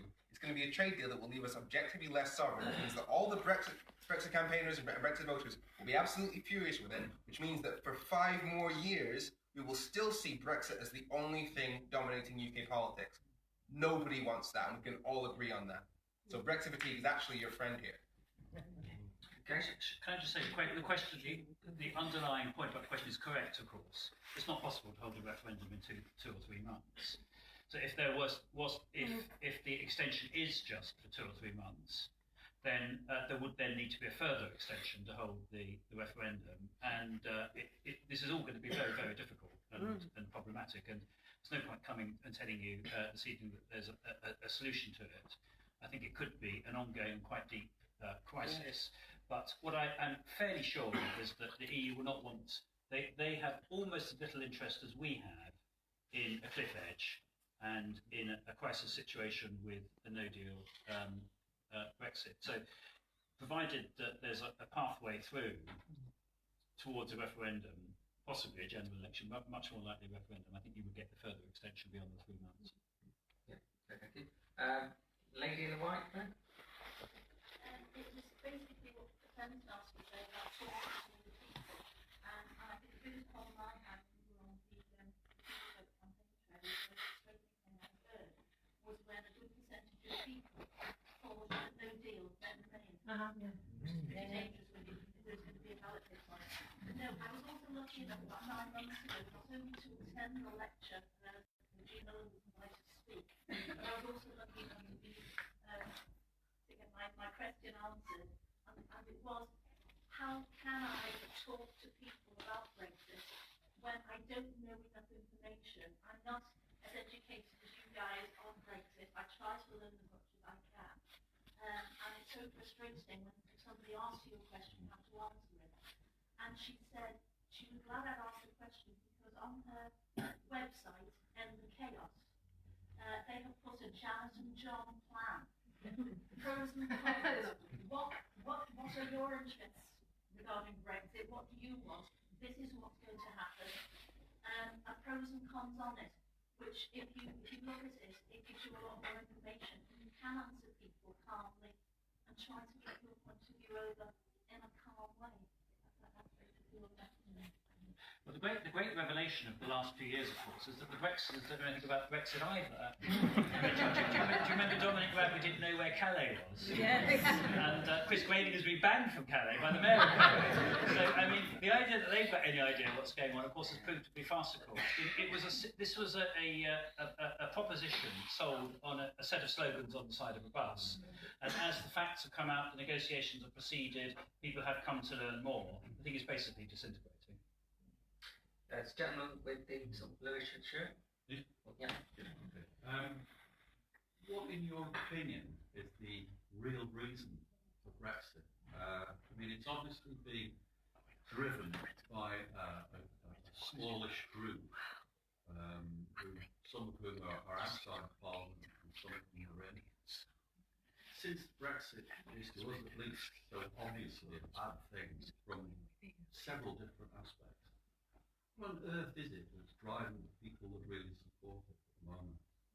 So, if, as I mentioned before, you're from an area which has seen very, very little investment from Westminster for your entire life, and you hear consecutive governments, both Labour and Conservative, both championing the same line of, if it's sunny, it's Westminster, if it's rainy, it's the EU. and your vote tends not to count because first past the post means that your vote simply doesn't really make a difference. And then all of a sudden, here comes this proportional representation vote, where you could make a massive difference, and you can give the political establishment a kicking. I mean, I spoke to people that were literally saying, "I'm voting Brexit to get Cameron out." It's about the country not working for you. I mean, like I said, yeah. I mean, Sorry, I don't think Sorry. that that's a cause of Brexit. No. I think that's what's allowed it to happen. It's not why people Who's voted that way. fueling it? Because I think. Who's running it? Well, there's a lot of talk of the funding coming from Russia and coming from foreign influence, and I mean, I personally believe that Brexit is being pushed to destabilise Western democracies in Europe, and even just the current situation that we are in, where Brexit hasn't even happened, because we're so preoccupied with bickering over it, we're not dealing with the real issues in the country, and we can see our country going down the hill. We can see the economy has already dropped by 2.1%. That this is destabilising our democracy, and that's I think that's foreign interference, basically. Can I make a quick point? I think we add to this question. Essentially, the way I see it, and there's many wheels that took us to Brexit. Globalisation is one wheel, lack of investment, mostly. But the essential wheel, the wheel that really mattered, was when you had the global financial crash in 2008, and the whole destabilising effect that had on the economy. And when you then have a completely wrong-headed economic policy designed by Osborne and Cameron, who just sat in the background, not really paying much attention, which was on a political agenda of shrinking the state, and then you marry that to a hostile environment of creating the otherness, which is Europe, as being the blame. And actually, the harshness of the economy outside of the London bubble, which actually didn't feel outside of London a lot. And in London in 2010, everyone's still going to the Ivy and to the Wolseley and having huge lunches, and nothing changed. But outside of London, it was fierce. And that was not even thought about by the majority of parliamentarians. And that, I think, is the crucial. There's many wheels to create Brexit. It's a long journey, but that was the one that kind of ultimately took it out.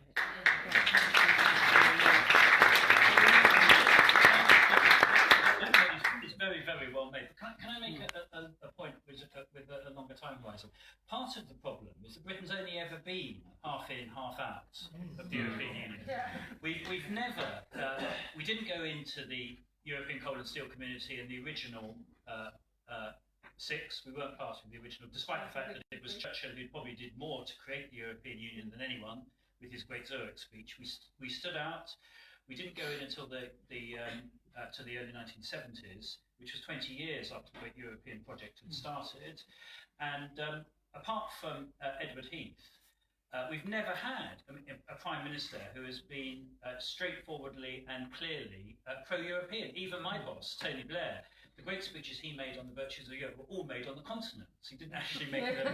He didn't actually make them here. And of course, we stood apart from the euro and most of the European projects until we were obliged to do so. And one of the better things that's happened in the last 3 years is I think that in Britain, and particularly in England, where this has been a particular problem, this anti-European sentiment, we've now discovered our inner European identity. I mean, there have been more European flags I've seen in the last 3 years than the whole of my lifetime together. We never saw people wearing T-shirts with. I mean, look at this was never happening before. We didn't have people writing songs about Europe. I mean, that just never happened. So in a sense, this great crisis we're going through, facing us with, as often happens in life, with an imminent and really substantial loss, is making us realise what we will lose, how much we have gained, including the citizenship over the course of the last 45 years. And it makes me confident that if we can get through this crisis and stay, I think we will be much more profoundly and deeply pro-European than we've been in the past, including having politicians who now actually do make unashamedly, unadulterated pro-European speeches, which never happened in the past. So I think that there's a lot to play for here, including discovering and nurturing a pro-European identity in the country, which has simply hasn't been there in the last generation, and is a big part of the reason why we're in this mess. Can I just add to that a lot of the problems that Brexiters and leaders criticise about Europe, the answer actually lies not with withdrawal and less integration, but actually more integration. So immigration is seen as a huge problem. Immigration from third countries, migration from Africa, we're talking refugees. And, Italy being left to its own devices to deal with them, same in Greece. A lot of people cite Greece as an example. Oh, look what the EU has done to Greece. You cannot compare the UK with Greece, and yet they do. And actually, that would be solved with more integration, not less. Rather than leaving Greece on its own devices, Europe needs to stand more closely together and work more closely together, on especially things like immigration. This chap with the glasses? The Guardian yesterday had an article pointing out that very few of us realised that Brexit would put the Good Friday Agreement at hazard. How important do you think that is, and should we not be spreading that information? Yeah. Again, the narrative that Remainers were educated and Leavers weren't is just utterly wrong. I mean, I explained to my doctor parents what the single market was, and even me, despite studying EU law in 2 different universities in 2 different languages, working in EU affairs for 2 years, the Good Friday Agreement, the effect that Brexit would have on the Good Friday Agreement, I just simply didn't know. Not in 2016, because we just don't learn about Ireland in school. We get First, Second World War, and that's about it. And it's also not an EU treaty. It's an international treaty, but not an EU treaty. Yeah, exactly. I mean, I always say that the greatest achievement of the European Union is the peace that it's brought to our continent, and that especially with regards to Brexit in Ireland on the Irish border. That's also the greatest threat that Brexit poses, is a return to the conflict and the troubles of the past. And that's a very real threat because the new IRA are active, they've got weapons stocks. There was the bomb went off in Londonderry recently. And, if one person loses their life because of Brexit, it's not... But the person who understands that as well as anyone is Theresa May herself. It's the reason why this backstop is there. This backstop has not been sort of inflicted on us. No. It was negotiated and signed by Theresa May. And why did she negotiate it and sign it? Because she was warned by the security services and by the police service of Northern Ireland that there would be a real danger of a return of paramilitary activity, and because smuggling would feed the paramilitary activity. You'll get smuggling if you've got different customs and tariff arrangements either side of the border and so on, unless you essentially keep Northern Ireland in the customs union and the single market. That's the reason, the backstop. Originally, in the original drafts of the withdrawal agreement, it was called the bridge, which is quite interesting. It was seen as a bridge for the entire United Kingdom to have an arrangement, a customs arrangement similar to Northern Ireland in the ultimate trade talks. Of course, that had to be removed immediately. The Jacob Rees-Mogg objected to it and said he didn't want it. But to understand the extent of the danger, do you know what Jacob says is his answer to this problem of a potential new hard border? Because we have an answer here, which is stay in the European Union, then you don't need any border controls at all. Theresa May actually has an answer. It's the backstop, which is to see that there's very close alignment. Do you know what Jacob Rees-Mogg says is his answer? Anyone know? Ireland should come out. Yeah, Ireland should leave the European Union as well. Do you understand the logic of that? There is a logic. If Ireland leaves the European Union at the same time as Britain leaves the European Union, and the Irish Parliament and government agree in advance to whatever trade arrangement we have with the EU, whatever immigration rules we have, then it is true you do not need a harder border between the Republic of Ireland and Northern Ireland. But have you spotted the problem? There is a reason why this country is called the Republic of Ireland. It's because they don't want to carry on doing what we tell them as a matter of imperial direction. Exactly. Scandalously, John Humphreys promoted it on the Today programme, actually questioning the Irish Foreign Minister, who pointed out to him actually 98% of of Irish citizens favour staying in the EU. Well, you know what I think about John Humphrys and the Stay programme, but that's all part and parcel. Yeah, that's all part and parcel of the same problem, which is basically a kind of neo-colonial attitude. Yes. That if you turn the clock back a century or a century and a half, when the Rees-Moggs ruled the whole empire, then all of these problems would go away. Well, actually, it wasn't great then. I mean, let's be clear, we had 4 centuries of pretty perpetual warfare between the English and the Irish when the Rees-Moggs were ruling the show then. But whatever you think about the past, we cannot live in it today in 2019.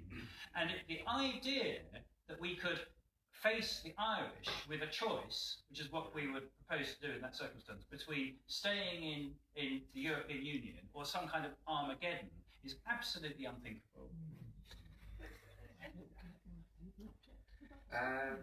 Gentleman towards the back with this grey shirt. Yep.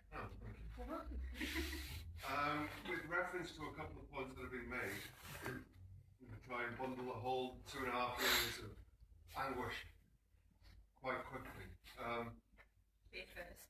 It only takes me all evening and 3 bottles of wine. But, so, if, say, Femi's point was how to talk to people, if normal people can infer that the northeast of England voted because they're disenfranchised by Westminster, pretty much on the whole, all my mates in Wrexham voted to leave. Most of Wales voted to leave.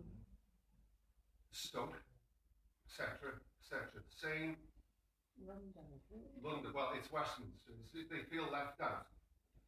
Now, if Femi's got to come in, I love you, man, but I mean, not paid to do this, to teach us, quite rightly, how to listen to people, how to talk to people, because if this comes around and we get this vote, it's going to be the same banging counts and pounds, just going, vote for it, it just turns into white noise. So, with that, I'll be there in a second. Okay. Where's Jeremy Corbyn? He's a wonderful speaker when I'm listening to him. But it's gone from, I was in the living room giving it away to Jeremy Corbyn a couple of years ago, because I thought he was on our side. Now, and I know I love his politics, the socialism stuff, and trains and NHS, it's wonderful.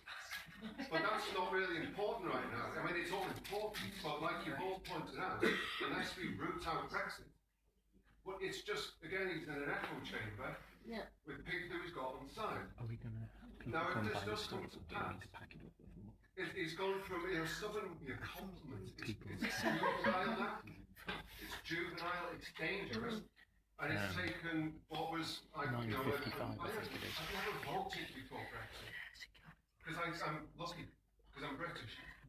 It was really stupid and quite, whatever, but I mean, I never really felt any burning need. I'm not political. But I've been slept properly for 3 years, because this is haunting me.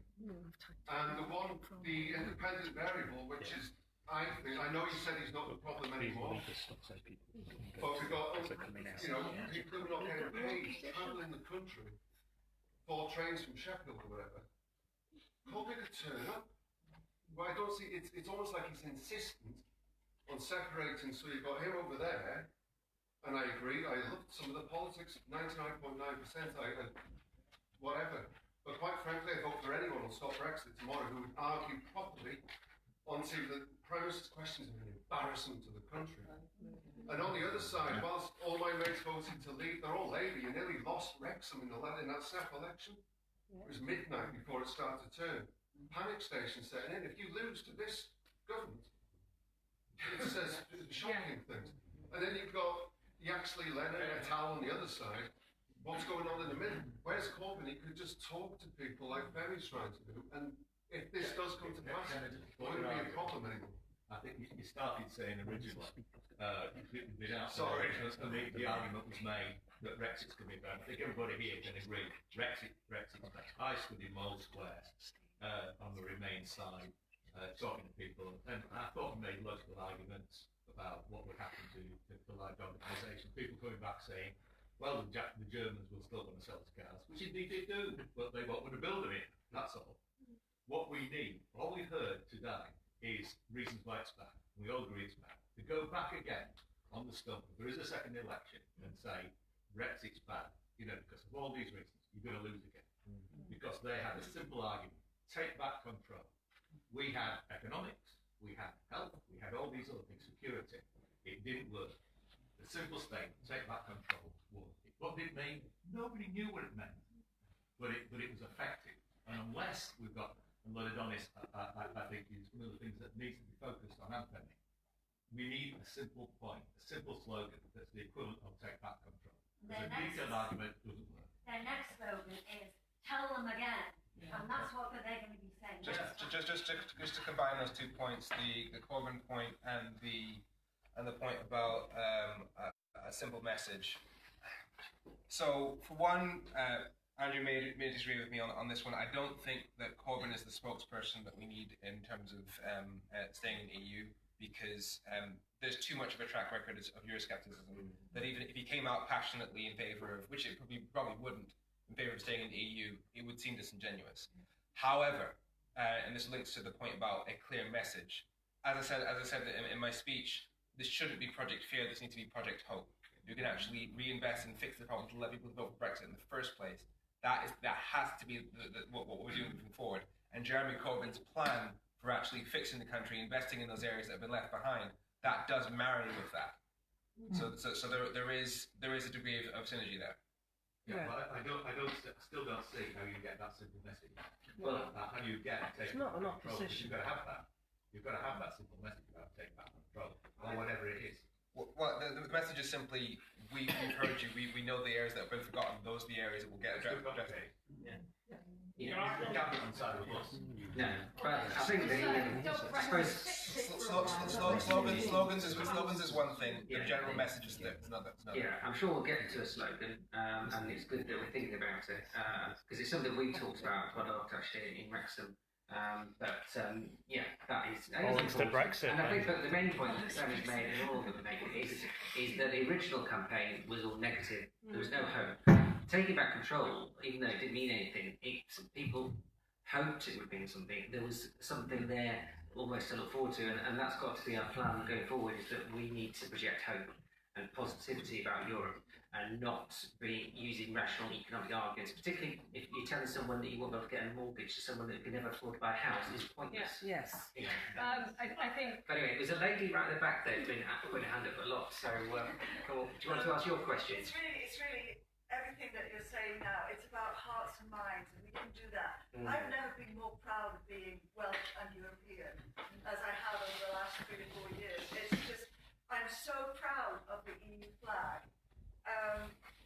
I guess if you ask a number of people what it looked like before 3 years ago, they wouldn't have known. Everybody knows what the EU flag is. Everyone knows what the EU national anthem is now. And I think what we've got to do is we've got to really get hold of that hope and just go with it. And you know, it is Project Hope. You're absolutely right. It's Project Hope, and it's about being internationalist. It's about freedom of movement. It's about citizenship. Why are they taking away our citizenship? That's how it feels. My passport goes, you know, I have to renew it in 2021. I want the EU. You can't. No, you can't. I went to the post office to ask them. Come on. So you've lost it again. But it's true that we need this whole idea of Project Hope, and we need to ask, we need the EU to help fix this country. Yes, this country needs a lot of Thank you to Madeleina.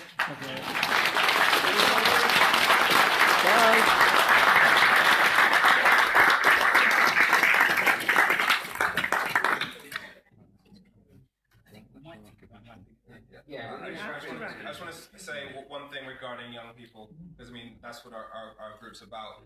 So, for one, in terms of reaching young people, you've got to have a couple of things. One of the reasons why we set this up was that we needed an emotional message, and the most emotional message around Brexit is your kids don't want this future. Please do not do this to them. It's that simple. We voted. The 18 to 24 age group voted 73% stay in the EU. This is not the future that we want. And the reasons for that is, A, our generation is more dependent on technology and on expertise that we do not understand than any generation before us. we live on our mobile phones, we get that expertise, we respect expertise. So when experts say that Brexit is bad, we listen. Secondly, our generation is more connected to the outside world than any generation before us. And we play FIFA with people in Japan, we tweet against American presidents. We do not see borders in the same way. So the idea that we remove from ourselves the right to live, work, and love in 31 countries, shutting ourselves up on this island, is just against everything we stand for. And as young people, we need two things: cheap stuff because we don't have any money, and job options. Now, if a third of the food on a supermarket shelves comes from another EU country, and where it's coming from, that makes things more expensive, bad for young people. If the UK stops being a logical base of European distribution, there are fewer jobs when we leave uni or leave school, bad for young people. If the jobs that leave this country, we can't even follow them because we lose our EU citizenship, bad for young people. Now, the post-Brexit, I mean, for me, I studied law with Frenchmen. I got to do an Erasmus year in France, best year of my life. Erasmus is language-based, so it means it's like 80% female, so most romantic, complicated year of my life. And I had the right to live in that other country, which was just, it was the best year of my life. And then I got to do a ski season in France, in a French hotel, and because I don't drink, I actually made money. Now, I was doing customer services, I was cleaning toilets, and the Tory party's post-Brexit immigration policy says that in order to come to this country, you need to be making at least £30,000. Now, when I was doing customer services and cleaning toilets, I was not making 30k. This is about young people's opportunities when they move forward. The primary concern in young people's minds is, what are my next steps? As in, when I leave school, what do I do next? When I leave uni, what do I do next? Where am I applying for? Now, if right now we have an access to a job market of 31 countries, that's 28 plus the 3 in the EEA. Now, I've often referred to Brexit as like knocking down 96% of your home and claiming victory, because that's what we've done. As far as next steps goes, losing that right to live, work, and love in 31 countries goes against everything we stand for and everything we need. That's why Brexit's bad for you.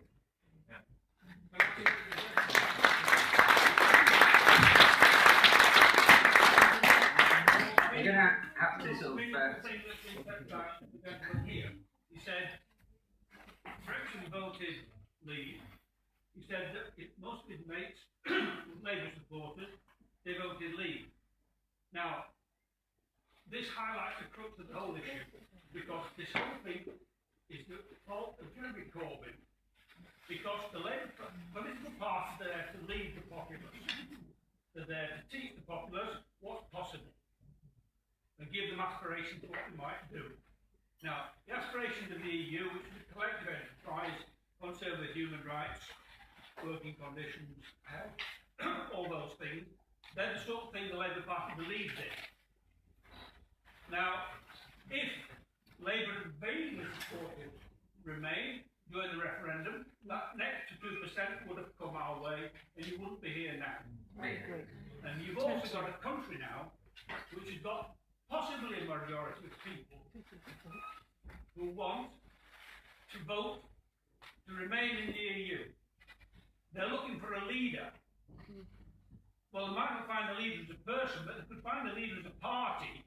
They could find a party to say, this is really what we believe in. We're the Labour Party. We want you to vote to remain in the EU because it's better for you. Labour's always done that, told people what's better for them. We should be doing it now. It's better to stay. We're going to have one final question. Would you want to? Yeah. I just want to say, following on from that, maybe the slogan should be, it's better to stay. Yeah, I mean, I think one of the key things is that we're not saying the EU is perfect, but as you say, it's better to stay. It's better than Brexit. Can I say one final thing? So I think people are starting to drift away, so it's time to bring things to a conclusion. I'm signing copies of my book afterwards. The longer version doesn't. Sorry. But we talked about slogans earlier, and we need to counter this the myth that we're going to be better off, which is a fundamental 350 million. So we need to go straight to the fact that you are going to be poorer as a result of Brexit. That's not Project Fear, that's now Project Fact. But the other big theme that we need to develop in the referendum, I think, goes under the slogan, Europe works.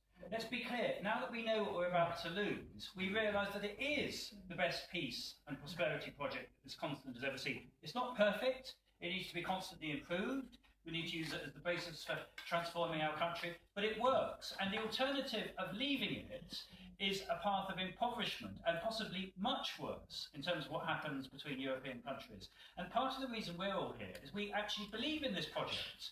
We're not defensive about the fact that we have a European identity and that we're proud of the European Union and what it's achieved. And the big missing thing in the referendum 3 years ago was that nobody was actually speaking up for the cause of Europe and the European Union. And you cannot fight in a referendum saying you want to remain in a club when you're embarrassed about the club to start with. So the big message that should come out from here that we need to really take home and take out there when we get this referendum is that this big Europe project has been a phenomenal success. We should be proud of it. It is the basis for our modern civilization and for making our country fairer, more outward-looking and more prosperous in the generation ahead. And that is why, fundamentally, we're profoundly in favour of staying in the European Union.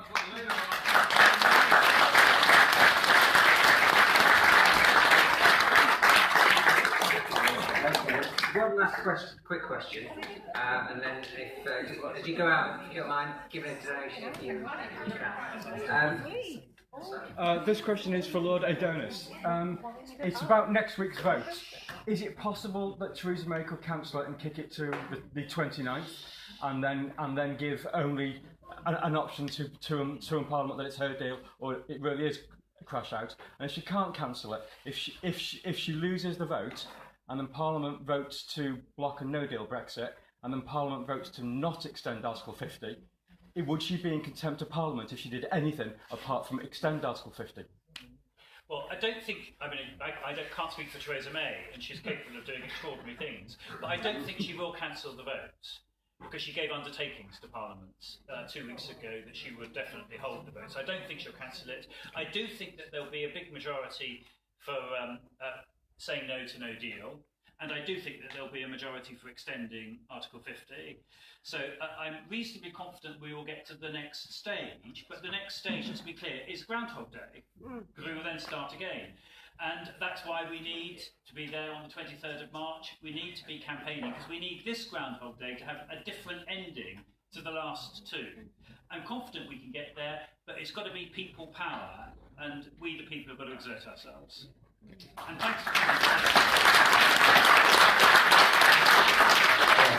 Thank you everyone for coming. Thank you to all our great speakers, particularly